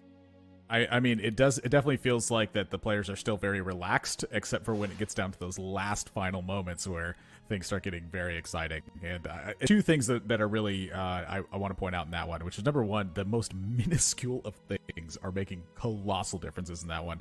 And so that's really, I think, one of the biggest things to highlight about this. These little tiny things are making these huge changes. And the last one, though, is at the very end when Ramblin' and Robin are getting these final spots and they have these giant boards going on. It gets this final fight, and Robin goes, I'm coming, as though Ramblin' can do anything to secure the board state once it's in that sort of fight that way. It's just awesome to me because I hear them get so excited about these fights that are taking place because it means so much at this point. I mean, they're literally 1 step away from winning the entire thing in last game, but now it's game 5. Yep, that's right. Game number 5, if any of these things happen, we'll see the tournament end. If Ramblin' and Robin go first or second place, the tournament will be guaranteed to be over one way or another. If Ramkev and GV8 go first place, this tournament will also be over. But anything outside of those combinations, we'll see a game number 6 upon our hands, which would be really exciting. I'll top on board with Emily Wang, starting off with the belt and gets the glove. Last game executing the Assassins to a very nice first place and being the clutch factor on her team, being able to get that win. But what was really important was the build-up leading up to it, as we do take a look at the augment, which was Rue's mid-game. Rue was really the anchor of that team that allowed Emily to go in for the kills. It was good tandem teamwork. You see Emily in deep thought and discussion on what she really wants. Phony Frontline is generically very powerful, but I wonder if she's entertaining these other ideas of Sniper's Nest versus Dual Rule. I mean, Dual Rule, I think, definitely has a role in the duos tournament that is much larger than in the singles mode, because your teammate can just ship you stuff as well. It's a lot easier to find, these 3-star Imperials and make use of them as well. I don't feel like that a line of play composition has really been established just yet, and I think it's one of the reasons why we're not seeing it be executed as much. It's also fairly predictable in its board fashion, and as we saw in the last game, Assassins are quite powerful, and ways to burst the board tend to be one of the most powerful things that you can do right now, and I do think it's one of the weaknesses of the Imperial side of things. So if your board gets bursted, you don't really have much you can do to fight against it. And so for Phony Frontline here, it's anything but phony. It tanks a lot of damage, and it stabilizes your board quite a bit in this early game and lets you do a lot of different things than you would normally do, like be a little bit greedy with your total, just play 2-star units in general instead of having to think about any synergies at all. Phony Frontline is just generically very strong. I never mind taking this one. All right, well, I think that Emily's early game seems relatively straightforward. Going to play a nice little 3-pocket Vi, Caitlyn, plus a single bruiser. Let's go ahead and check in on Soju, who has one of his favorite units early game, which is Gangplank. He does love his mercenary starts, and GP farms the gold. Soju's a greedy player. Whoa. He doesn't spend his money both in TFT and in real life. I mean, it all makes sense of why Gangplank is just a great unit for him. Little inside info. From Dan the Man there. I will say that the Archangel staff, it's something I have built on Gangplank before. You pretty much only do this if you don't ever intend to keep Gangplank on your team and use him as an item carrier here instead. Sometimes it helps him print that extra coin that can really yield a tremendous amount of change at that final stretch of the game where you have to find that critical unit. And so I'm kind of excited to see this because I love when Gangplank is walking around just printing money. Oh, yeah. Very, very solid indeed. Now, the thing is that Soju and Precedent's game plans seem to not really be lined up as clean as it was in that first game. That first game, it felt like they were streaking together, and then Soju was holding the mid game with like a 3-star Echo and trying to play scrap tempo, while Precedent was greeting for the top end and trying to go for, say, challengers at 3 stars. Ever since then, it just feels like they have not been on the same page in terms of just being able to execute, because I listened to their comms as well, and Soju saying, hey, I want to play AD, you play AP. President's like, okay, cool. And Soju says, wait, can I play AP? And President's like, all right, whatever you want then. And then they change course of actions. And this kind of environment, when there's teams that understand their roles and what they're going to do, you have to be very compelling with your case, other than just, I want to play AP, or my items feel really good for this, because I feel like at times they're tripping over each other. And I think that's why their success hasn't really been matched since that first game. That first game, they were clicked and they were dialed in. And ever since then, it just feels like they've been slightly mismatched in terms of their gameplay. Yeah, I mean, it's duos is not an easy mode either. In terms of if you don't have your strategy really cooked up, there's a lot of things you have to focus on. And when you're focused on enough things like, just in like the regular game of teamfight tactics, it's already a lot of stuff to handle. Now imagine instead you're not only managing your own portion of it, but you're also paying attention to your teammates' board, as well as what other players are trying to cook up with their synergy and their strategy, because there's a lot more to it than just what does the board look like. A lot of times it's, what are they trying to combine and put together in that one. And that's something else I picked up from watching players' spots as well, is when you get in these spots, that they're really starting to think about what the other players are doing very early in the game. I think it was like a 2-2 or something early in the last game, it felt like. Wow. Ramblin said, well, GV8's got 4 bodyguards, so we need to make a last whisper. I was like, oh my, this is so early in the game. It's true. It's true. And I think that we'll see how that ends up playing out in terms of how they're choosing to itemize and tech according to the lobby. But for now, in terms of the macro, 3 teams are actually relatively even in health total. Rue, Emily, Preston, Soju, Ramcav, and GV8, they're all separated just by 2 hit points, which means everyone's playing competitive boards, and there's pretty much no open forwarding going on right now. Yes, Ramble and Robin are still streaking, but that can easily change based on how this carousel influences, but some item combinations come into play, and of course their shops giving them some power speed. Yeah. So, something that I'm really excited about in this particular game is that no player can really afford to not go for first. They all kind of need to do so. Ramblin' and Robin are really the only team that I think that has the liberty of perhaps focusing on second place. But that's only if Soju and Precedent are not in line to get a first place finish. That is it. And so yes. Every single team is competing for a first place finish, not just a top 2. And that is a tremendous aggressive lobby when that can happen sometimes. And when players are spiking, the boards get ultra powerful very quick, and things can end very, very quickly after that. Sometimes it takes a little bit more, though. That makes sense to me. Robin just looking, and he's relaxing a little bit, because honestly, there's not really much that he can do. When he takes an early socialite hex, he has to find a way to make use of it. His best champion for DPS is that Twitch, so everything else is pretty static from that point on. Trying to go up against Precedent's board. Precedent does have a 2-star Cassidon with a Redemption, which is actually quite strong his early game with the Protectors, giving him a lot of HP. And without a lot of DPS coming from this Twitch, without any items like Last Whisper, Infinity Edge, and Runin's Hurricane, it's going to be actually difficult to cut through, hoping that the reinforcements is going to be good enough. And Soju comes in here to try to help Precedent's board, and I think that will do it for the streak over on Robin's side. And just like that, the tides are turning in this lobby on stage 2. Yeah, everything kind of battling out pretty close here. I do want to emphasize the point you made about the socialite hex that Robin has had at that point. It does feel like Assassins do a great job of occupying the center of the board socialite hexes that can take place, so perhaps something that's very much on their mind. Ramblin' here, and ship over some gold to Robin's side, says, you know what I'm finding on the items? I need some econ flowing.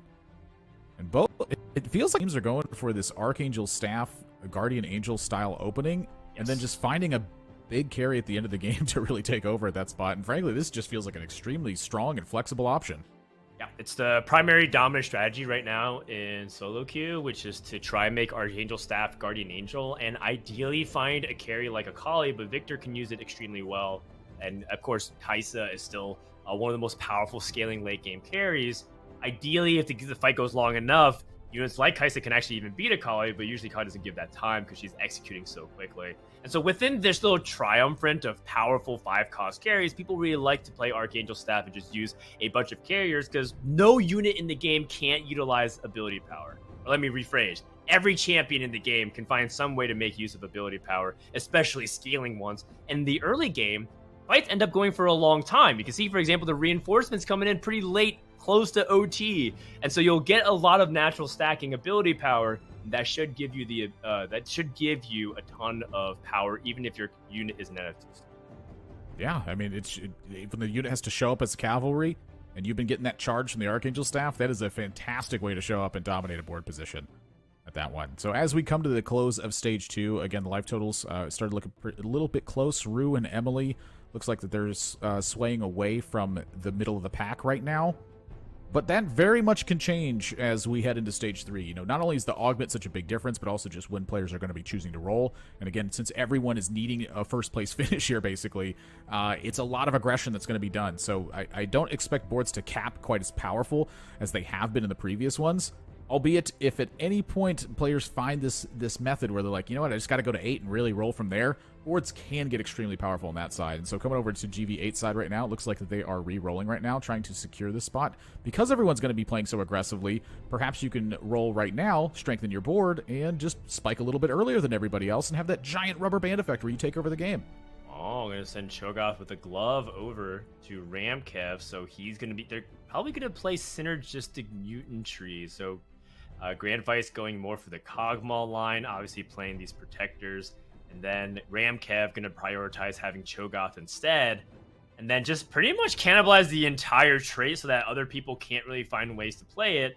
We'll see if they can go from there, and I like it because you're talking about boards that can go first place. These are two of the best boards to try and get it done, especially because they complement each other in a double-up format. Both of them are fantastic at stalling the game for a long time, and ideally getting an opportunity to help your teammate so that units like Cho'Gath or a Kassadin 3 don't get swarmed.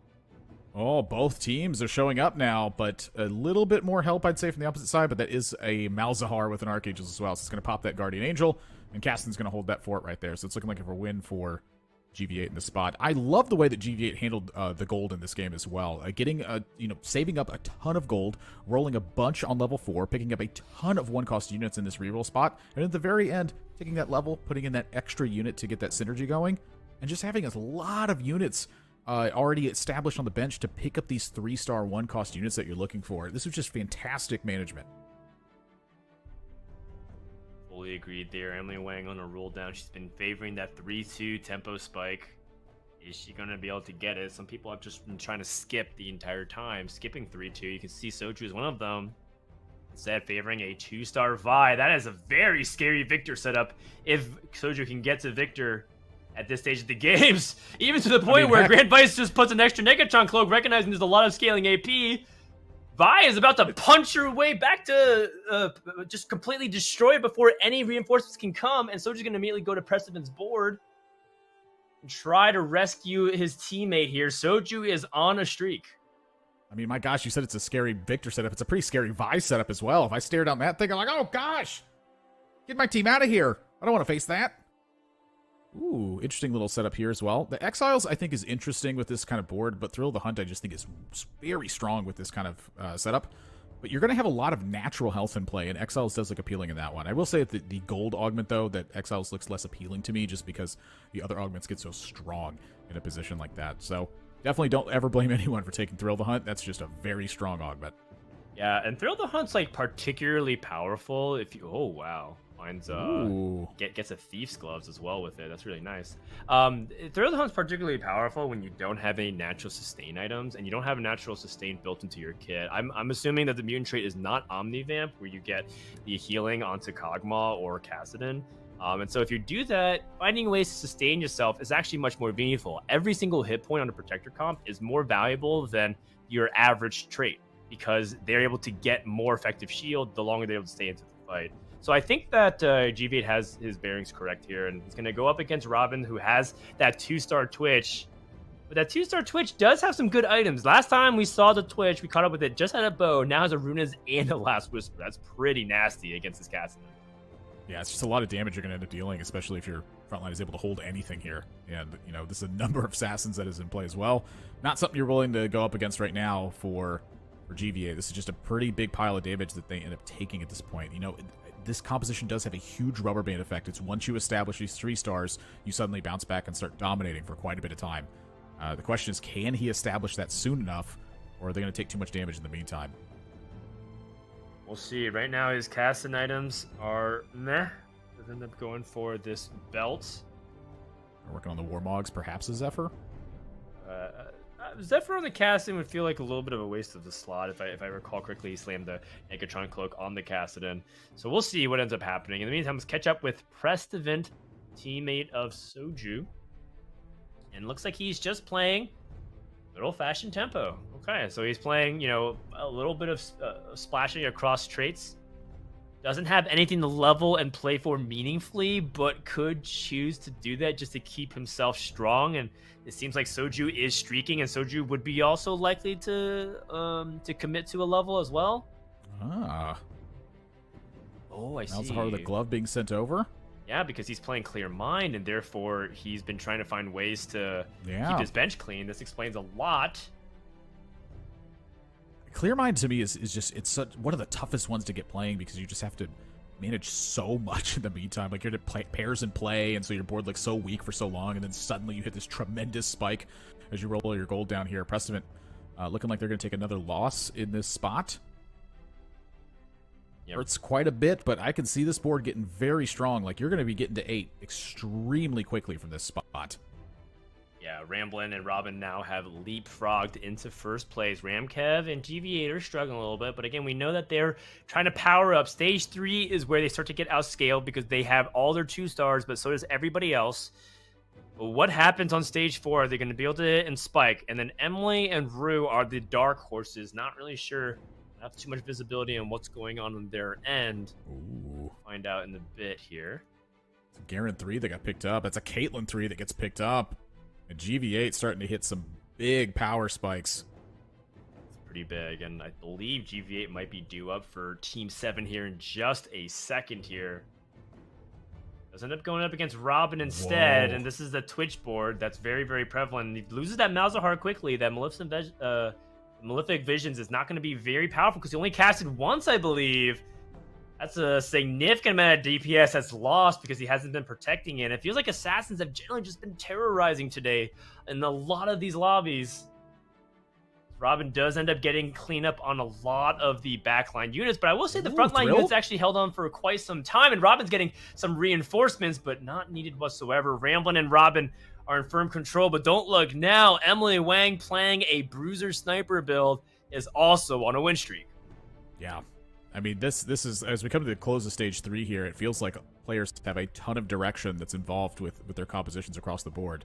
And again, this is part of like the aggression factor and just having to be very deliberate because you're hunting down that first place win. Having to take the most of it is super important. And when I look at this bench from Robin's side, like we're going into stage 4 and there's already a pair of Yone on the bench for Robin here. Like, this is a lot of momentum that can be queued up here if he manages to find some stars with this board position.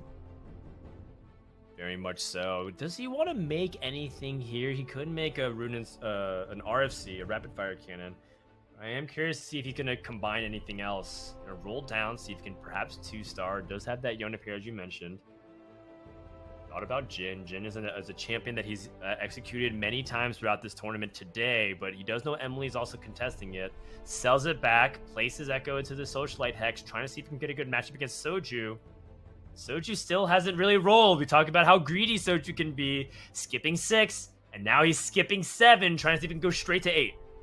Yeah, I mean, the items loaded up on Vi here are very valuable as you see how much damage Vi is able to churn through here. And with the Guardian Angel, a lot of times can stand up and deliver that final punch. When you have Ascension plus Get Richer, that makes this unit a lot scarier because just even if you're going to take losses, look at how much of the damage you're trimming down in a spot like this. You know, Soju's, I imagine, has a ton of gold in the bank right now and is going to get to 8 very quickly and establish a much stronger board very soon. There's still one fight going on with this GV8 and his board trying to hold on strong.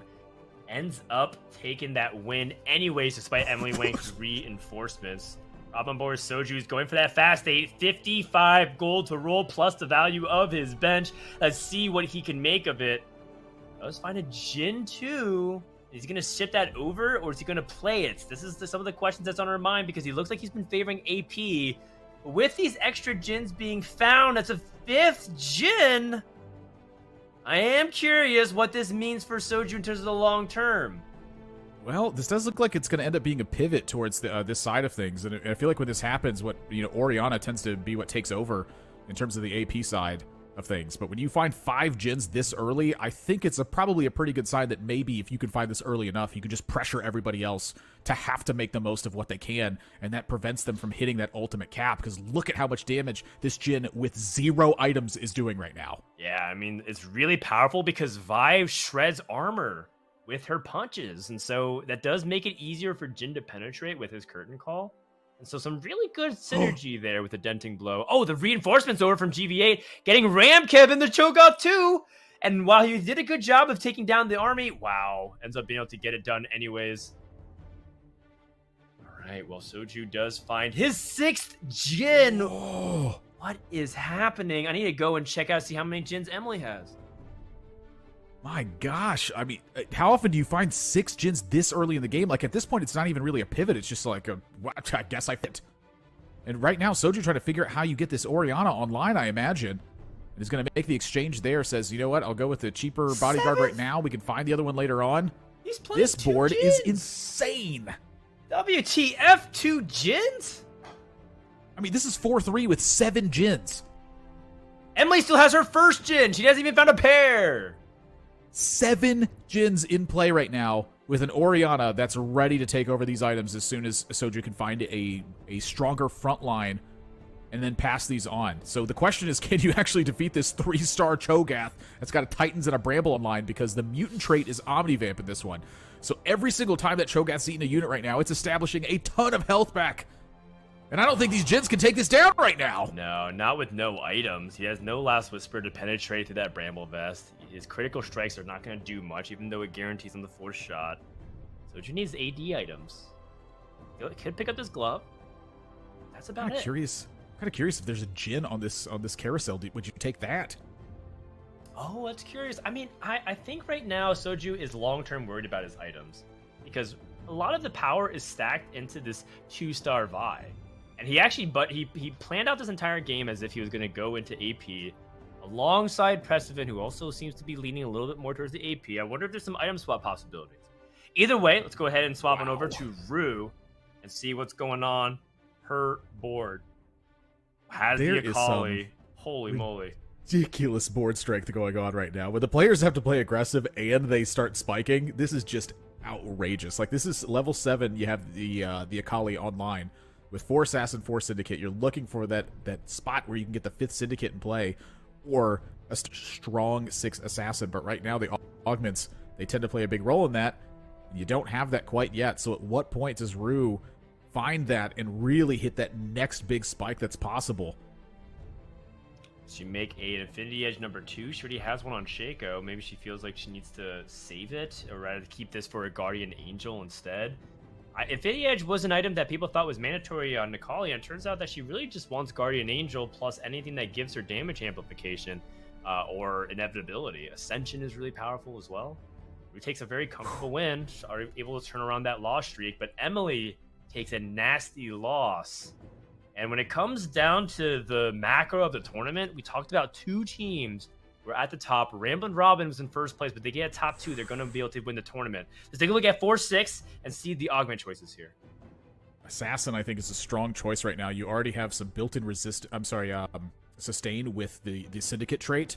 And so how can you make this as powerful as possible? Well, you add some Assassins to play. And I imagine this Urgot's getting shipped over. Indeed it is. Emily Wang has Shaco too. She's going to send Shaco back, which puts Rue just 1 away from Shaco 3. And all of a sudden, it makes sense as to why this was set up in this way. She wanted to make sure for the Guardian Angel on Akali, but now has that floating glove to potentially combo with another crit item onto, or rather the Last Whisper onto that Shaco on the bench.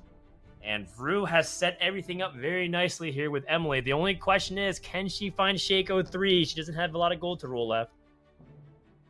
It's all going to boil down to that last little moment. Can they find that? And then, of course, the Akali upgrade, if that should ever show up right now. But this board's looking pretty powerful. But is it enough to beat this Cho'Gath with a Bramble and a Titans and an Omnivamp trait that's across the board? I mean, it's really difficult because Bramble Vest stops the critical strikes of the Assassins, which cuts a significant portion of their DPS out. And then Cho'Gath feasting just makes them stronger for the next fight, and it's a rinse and repeat. I dare say that this matchup feels free unless reinforcements can change my mind, or if there's an inevitability in their power through things like Kaisa. And reinforcements from Emily have arrived, but is this just more food for thought? Oh my gosh, and other backup reinforcements from GV8 arrive as well. This is like a colossal battle that's taking place. Pretty close, honestly, for that Akali almost able to get it done. Like, that was a tiny little hit that Emily and Rue took at the end of the day there.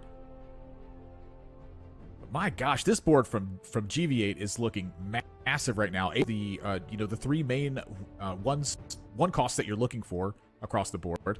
I had to then abandon and start pushing the levels instead, because the levels were going to get super important in this spot.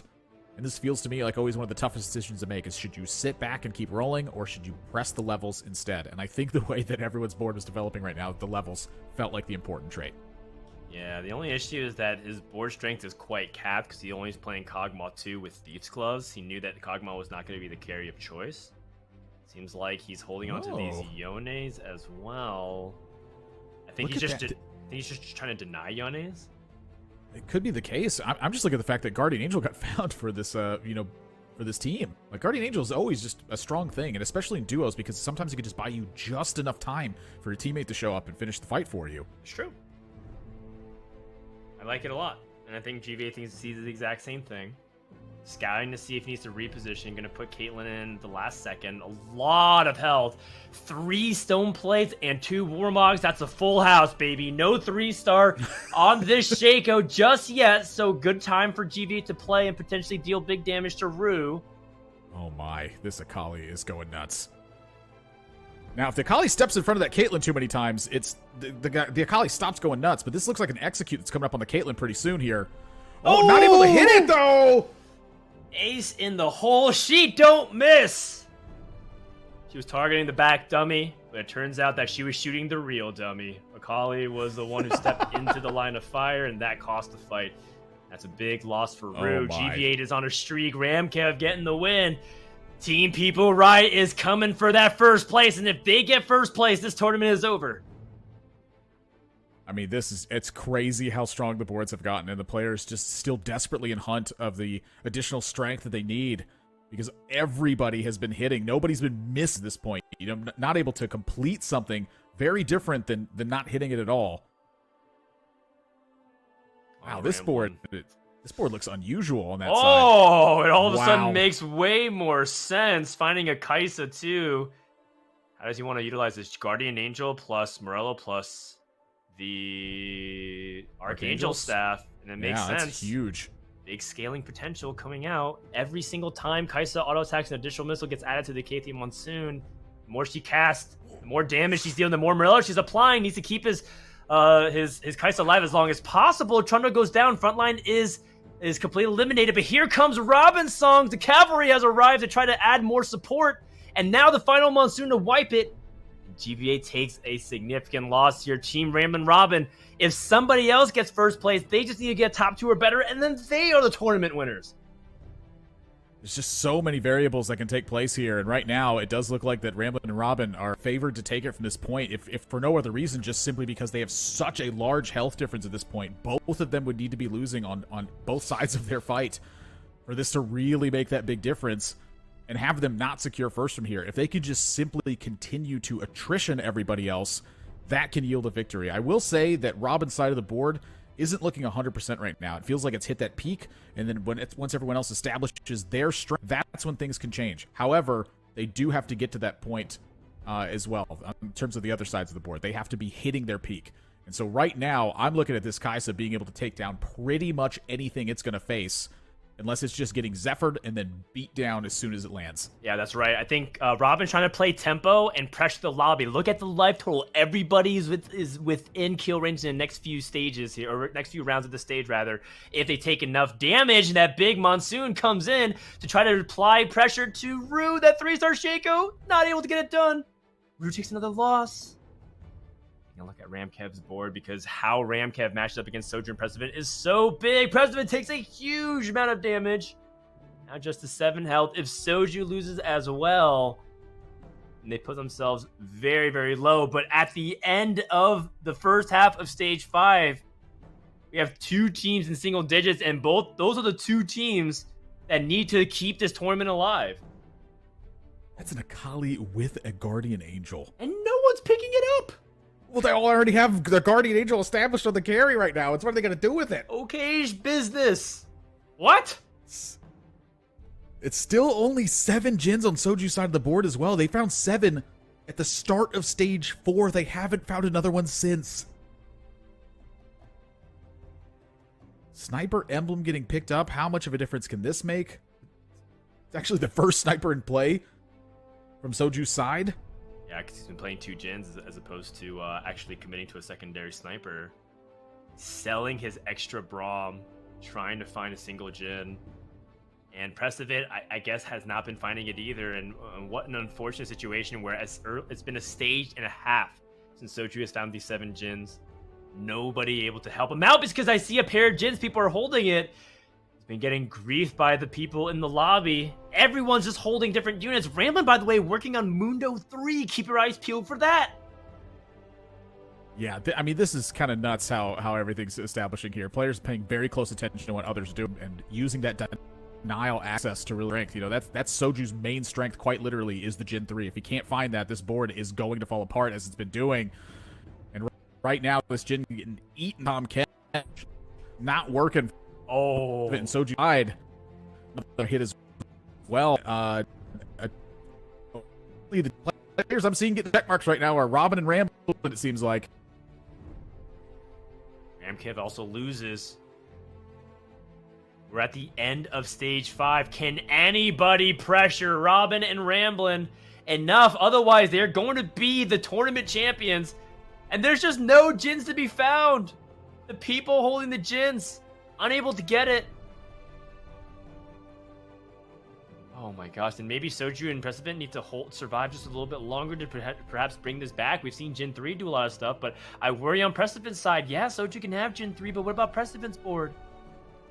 Soju bouncing his Shroud, doing his best, trying to outplace Emily Wang and Rue. That's a Guardian Angel, Jinx 2.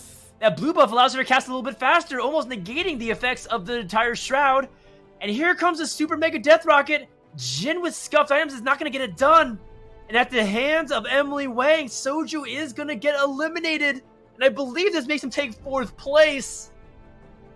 Oh my goodness, Team 7 takes bottom standings once again. And Soju gets wanged. You know, sometimes you just got to go for it and the smile on their face. You know, I'm glad they're at least having a good time on that one. Finding 7 Jins that early and then never finding another one is just devastating. But right now, Dan, I think we might be coming to the final portion of this tournament. Ramblin' and Robin are still at 61 health through stage 5. Everyone else in single digits right now. How on earth do you come back and defeat somebody who has this big of a life total? If Ramkev and GV8 die at any point of this game in 3rd place, then Ramblin' and Robin are your tournament victors at that point, because then they're guaranteed top 2, which means that they're guaranteed 18 points. So right now they're trying to just solidify it, seal the deal. I think at this point it's about griefing, and Ramblin' has other ways to scale up. He still has the opportunity to make room for that 3-star Dr. Mundo. A 2-star Akali comes into the shop here. Is Robin going to really just actually not even play this Akali, or does he send it over to Ramblin' and say, hey, you want this? Hey, you want? Here's a Merry Christmas. It's a 2-star Akali. He does! Yep, indeed. By the way, there's a Banshees on it as well, so enjoy yourself. Robin really just doesn't... There's not really that much more that can improve their board from this state other than just completely changing it, and I'm not even sure that would be much of a strength at this point. Mm-hmm. And so here we go, up against Emily, and Rue is going to be Ramblin' Robin. And if they are not taking massive hits here, it is just... That's the only thing that can make a difference here, is if they take a massive hit, and instead they're going to be delivering one. Yeah, and their challenger board is so strong. It's actually just straight up winning and putting a lot of pressure. And now Emily and Rue are down to their last life. Taking a look at what's happened to the Ramkev. Ramkev is eliminated, and with that, as guaranteed Ramblin' Robin to win this tournament yet again. The dynamic duo of Teamfight Tactics has been established before the official playlist even arrived. They were winning duos tournaments, and now that it's here, guess what? Absolutely nothing has changed, Admirable. Someone's going to have to stop these two. I mean, my gosh, this is... Oh, why not? This just came out of nowhere, too. It just, like, sailed in all of a sudden. How do you stop these two? My gosh. I mean, you talk about a magnificent combo that has just had such a strong tournament resume established throughout as well. I mean, not only the fact that they're getting these back-to-back duo tournament wins, you know, even before the duos part of the client was available, but also you take a look at the way that their results had happened, you know, over the tournament resume.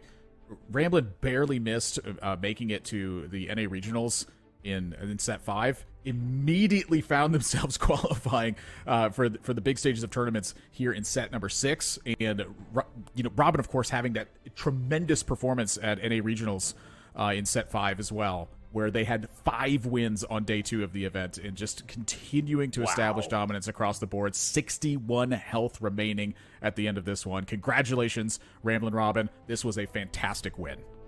There you have it. The winners of the Lab Partners event, Team Liquid's Robin Songs and Ramblin', Team Ramblin' Robin, do it again, claim yet another duos victory in Teamfight Tactics. What a fantastic couple of days of games. And more importantly, I just want to point this out. Ramblin' is still unsigned. He's been doing super well in tournaments. This guy is a free agent. I don't know for how much longer. He is an incredible player. And most importantly, just the synergy and the teamwork that's being demonstrated event after event with Ramblin' Robin is just superb. Now, that being said, Double Up is just beginning. It's still just the early days. And I'm sure there's other duos that are working on their gameplay, and this was an invitational. So yes, they are by all means the dominant duo right now based off the current small sample size that we have. But man, has it been super impressive just watching them go for it every single time and build into it. Yeah, no doubt about it. And as this continues to establish in terms of this format, it's only going to get stronger and stronger. There's all sorts of strategies I've seen that I haven't seen executed, perfectly. I've heard players cook up all sorts of different ideas, and it's just the situations have to come up perfectly for that to happen. But there you have it. Lobby winners for game number 5. 6 challenger with a Fiora 3-star, and of course Kaisa 2 backed up by pretty much whatever the best frontline you can cook up is.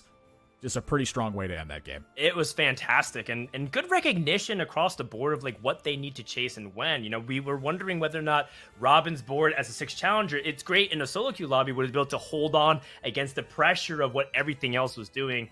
And it was just great. And the communication between Ramblin' and Robin was on point the entire time.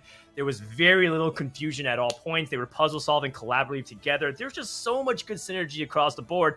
And just look at this consistent string of results. Are we watching NA regionals? Are we watching Lab Partners doubles? Anytime I'm watching Robin Songs in the tournament, this man is capable of rattling out nonstop first. What am I watching? Yeah, you're watching Ramblin' Robin. I mean, I'm just expecting this to be some sort of documentary series at this point with just how dominant these two have been. It's just fantastic to watch. I want to give my hats off to everybody here, though. We saw all sorts of strategies being executed. We saw all sorts of creativity that had to be done, and players, putting on their best efforts constantly to try to have something. And, pretty much every player in this tournament at some point had a strong game, and you could see exactly why, highlighting one of their strengths and recognitions of the game. And you're not always able to get everything done. There is still variables that are introduced in this game that are going to influence the outcomes of it. It's the long-term results that really you're looking for here. And right now, Robin and Ramblin', these are just two you have to highlight. It just has been unstoppable so far if they've been competing. That's right. And I also give credit where it's due. Some really cool strategies being shown by GV8 and Ramcap. I see the ideas. I see some of the cool stuff that they were labbing out. Didn't exactly lead to a victory, but I think it's very promising. Hope that they can iterate on those strategies. And then Rue and Emily really put on a second half performance, right? Like they were struggling a little bit at the beginning of the day, kind of putting on those bottom standings finishes, but towards the second half, really put it together. And maybe if the tournament went a little bit longer, they could have been in contention. If the point threshold was a little bit higher, who knows what would have happened. So overall, a really fantastic day of games. And with that, we're going to try to see if we can take a few minutes and get the winners interview set up. So don't go anywhere. We're going to take a little bit of breather. And when we come back, we're going to have the conclusion of the Lab Partners presented by Giant Slayer with an interview, Ram and Robin. Stay tuned.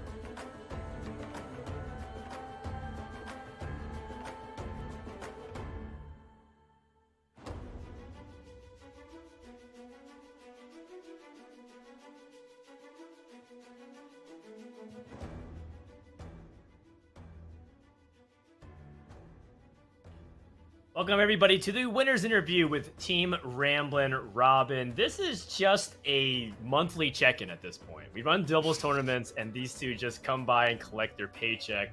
Get some initial reactions and thoughts. Ramblin', what's going through your mind right now? We actually played doubles today, so that was my first thing that I was proud of, is we actually got into play doubles, and I mean, I enjoyed it a lot, so I had a lot of fun.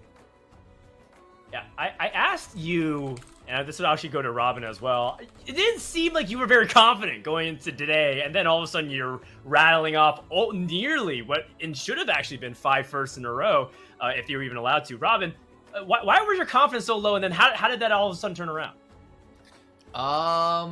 Okay, I don't know about Ramblin', but for me, I don't think I'm that good this patch. I think I was better last patch, because so last patch I was like 20/20 Arcanists. And you can't play Arcanist this patch, so I was like kind of lost.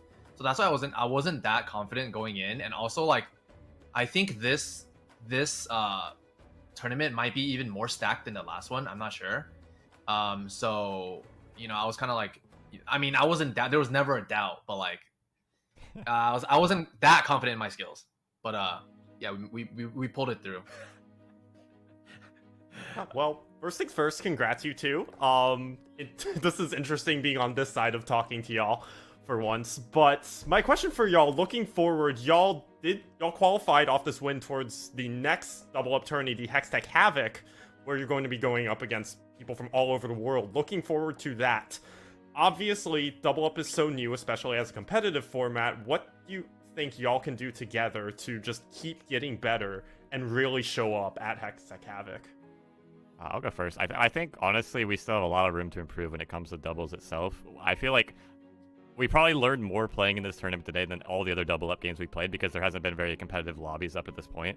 So to play in these very super serious, sweaty games, I felt like we were learning on the fly, and, like, honestly, that was the coolest part, is we actually executed as soon as we came up with those strategies. So it's going to come down to, like, yeah, there's a certain element of just playing your individual game, but there's still a whole nother layer of depth to explore in duos that we still need to look into. Oh, it's beautiful. It's like a sports anime. You're like getting better as you're playing intense games against elite competition. It's fantastic. Robin, let's gas up Ramblin' a little bit, shall we? This man's unsigned. He's putting on tournament performances set after set. Why don't you just talk a little bit and hype up Ramblin' for us? Make a Twitch clip for me, please. Okay. I don't know if you guys watch my stream or Ramblin' stream, but you guys know, like, Ramblin'. I ask Ramblin' infinite questions in game. He never asks me questions because he knows everything. So like, I'm pretty sure like I have like all the fundamentals down, right? But like like a lot of questions I ask Ramblin' what I should do, and Ramblin' like gives me the right answer.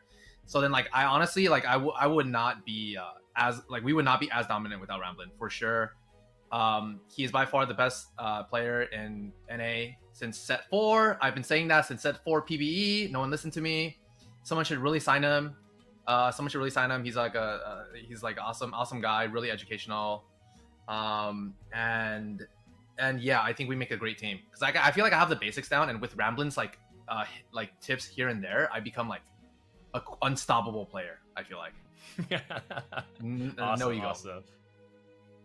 Absolutely zero ego whatsoever. And then Ramblin', you'll have the final word here. Talk a little bit about what it means to just kind of play doubles. What's your take on the competitive format of doubles in general, and just like what this game mode means to you now that you're playing with Robin in official capacity as opposed to informal solo queue lobby?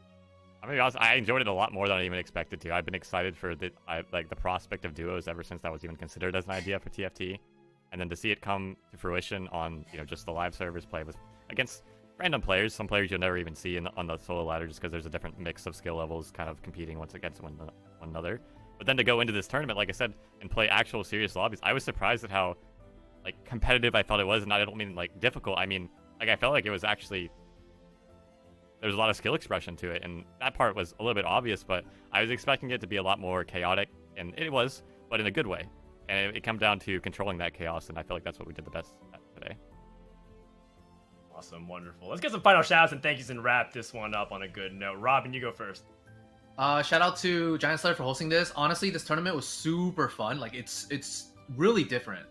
If you guys tune into our streams and listen to our communication, it was like really complex. I feel like there's like a lot of mini puzzles to solve. instead of just like rolling down for your units, you have to grief other people's units. You have to play, like, you can send over like item components and stuff. So you have to really have knowledge on item economy. So this is a really unique and fun experience for me. Shout out to GiantSlayer for hosting it. Shout out to you guys for casting it. It started out rough, but they pulled it through. It was like you know, yesterday we played singles, but it was, you know, it wasn't that bad. It was pretty okay. Shout out to Ramblin'. We made like honestly, we were, I don't know if you guys saw game 3 or game 4, I forgot, but like when we got second, we made a huge mistake where we could have won, but I'm glad both of us didn't get tilted and just like keep dwelling on the past. We both just moved on. I think we're really good at that. We just like move on, don't dwell on the mistakes, and we just like pulled out with another first. So yeah, shout out to everyone. Shout out to everyone involved in TFT. All right, Ramblin'. Shout out to GiantSlayer for hosting this tourney. It really was a lot of fun. I'm glad that the duos tourney is a thing that's going to be hopefully around to stay. We'll see if we get an official launch later on, but I definitely would be in favor of it. Shout out to my chat being so supportive. I don't obviously read chat during the game, but just going back and looking at them after each game and seeing them all hyped up for me, it feels so good to have that support behind me.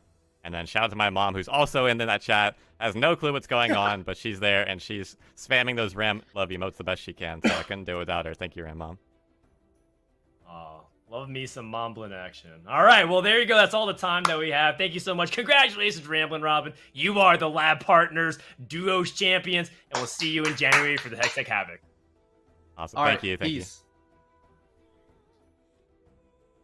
Well, that was as wholesome as I hoped for, Jirachi. Everything about that, you know, bromance is just fantastic. That pairing, Ramblin's mom being so supportive and being in his chat all the time, just wide people happies all around. It is very wholesome, and they really are cementing themselves as the dominant duo in this region, and it's not even close. That's right. I mean, there's moments where, you know, Team People Riot was showing, you know, flares of creativity and potentially threatening that. But overall, like, even going back to yesterday, they were still playing very solidly, and they didn't have the crazy, you know, performance in the singles portion of this tournament that GVA and Ramkev did. But overall, I was really happy with it. And I think a lot of players were just saying the same thing, is that now they're playing double up. It was actually a lot of fun. I actually haven't seen players like Soju and all them laugh nearly as much and have as much fun in competition as they were during this weekend. So I think it was a great advertisement of why you should try double up if you haven't already. Grab a buddy or even just queue up by yourself and just see what the mode has to offer. There's so much in store. Let's go ahead and get some final words from us as well. Jirachi, floor is yours. Shout out to GiantSlayer for hosting this amazing event through the difficulties from yesterday, but y'all got it done, and thank you again so much for having me on. I fully appreciate like getting a shot at doing this, and casting with you was a blast, Frodan. Casting with Nathan, like y'all are awesome people to work with, and please let me do it again. Thank you. That very much. And of course, on behalf of Nathan, thank you so much everyone tuned in. This has been Lab Partners presented by Wisdom. Until then, we'll see you in January for the Hextech Havoc, which will be a global double up competition. Looking forward to that. Until then, stay safe, and we'll see you out there, and we'll see you next time for more TFT action.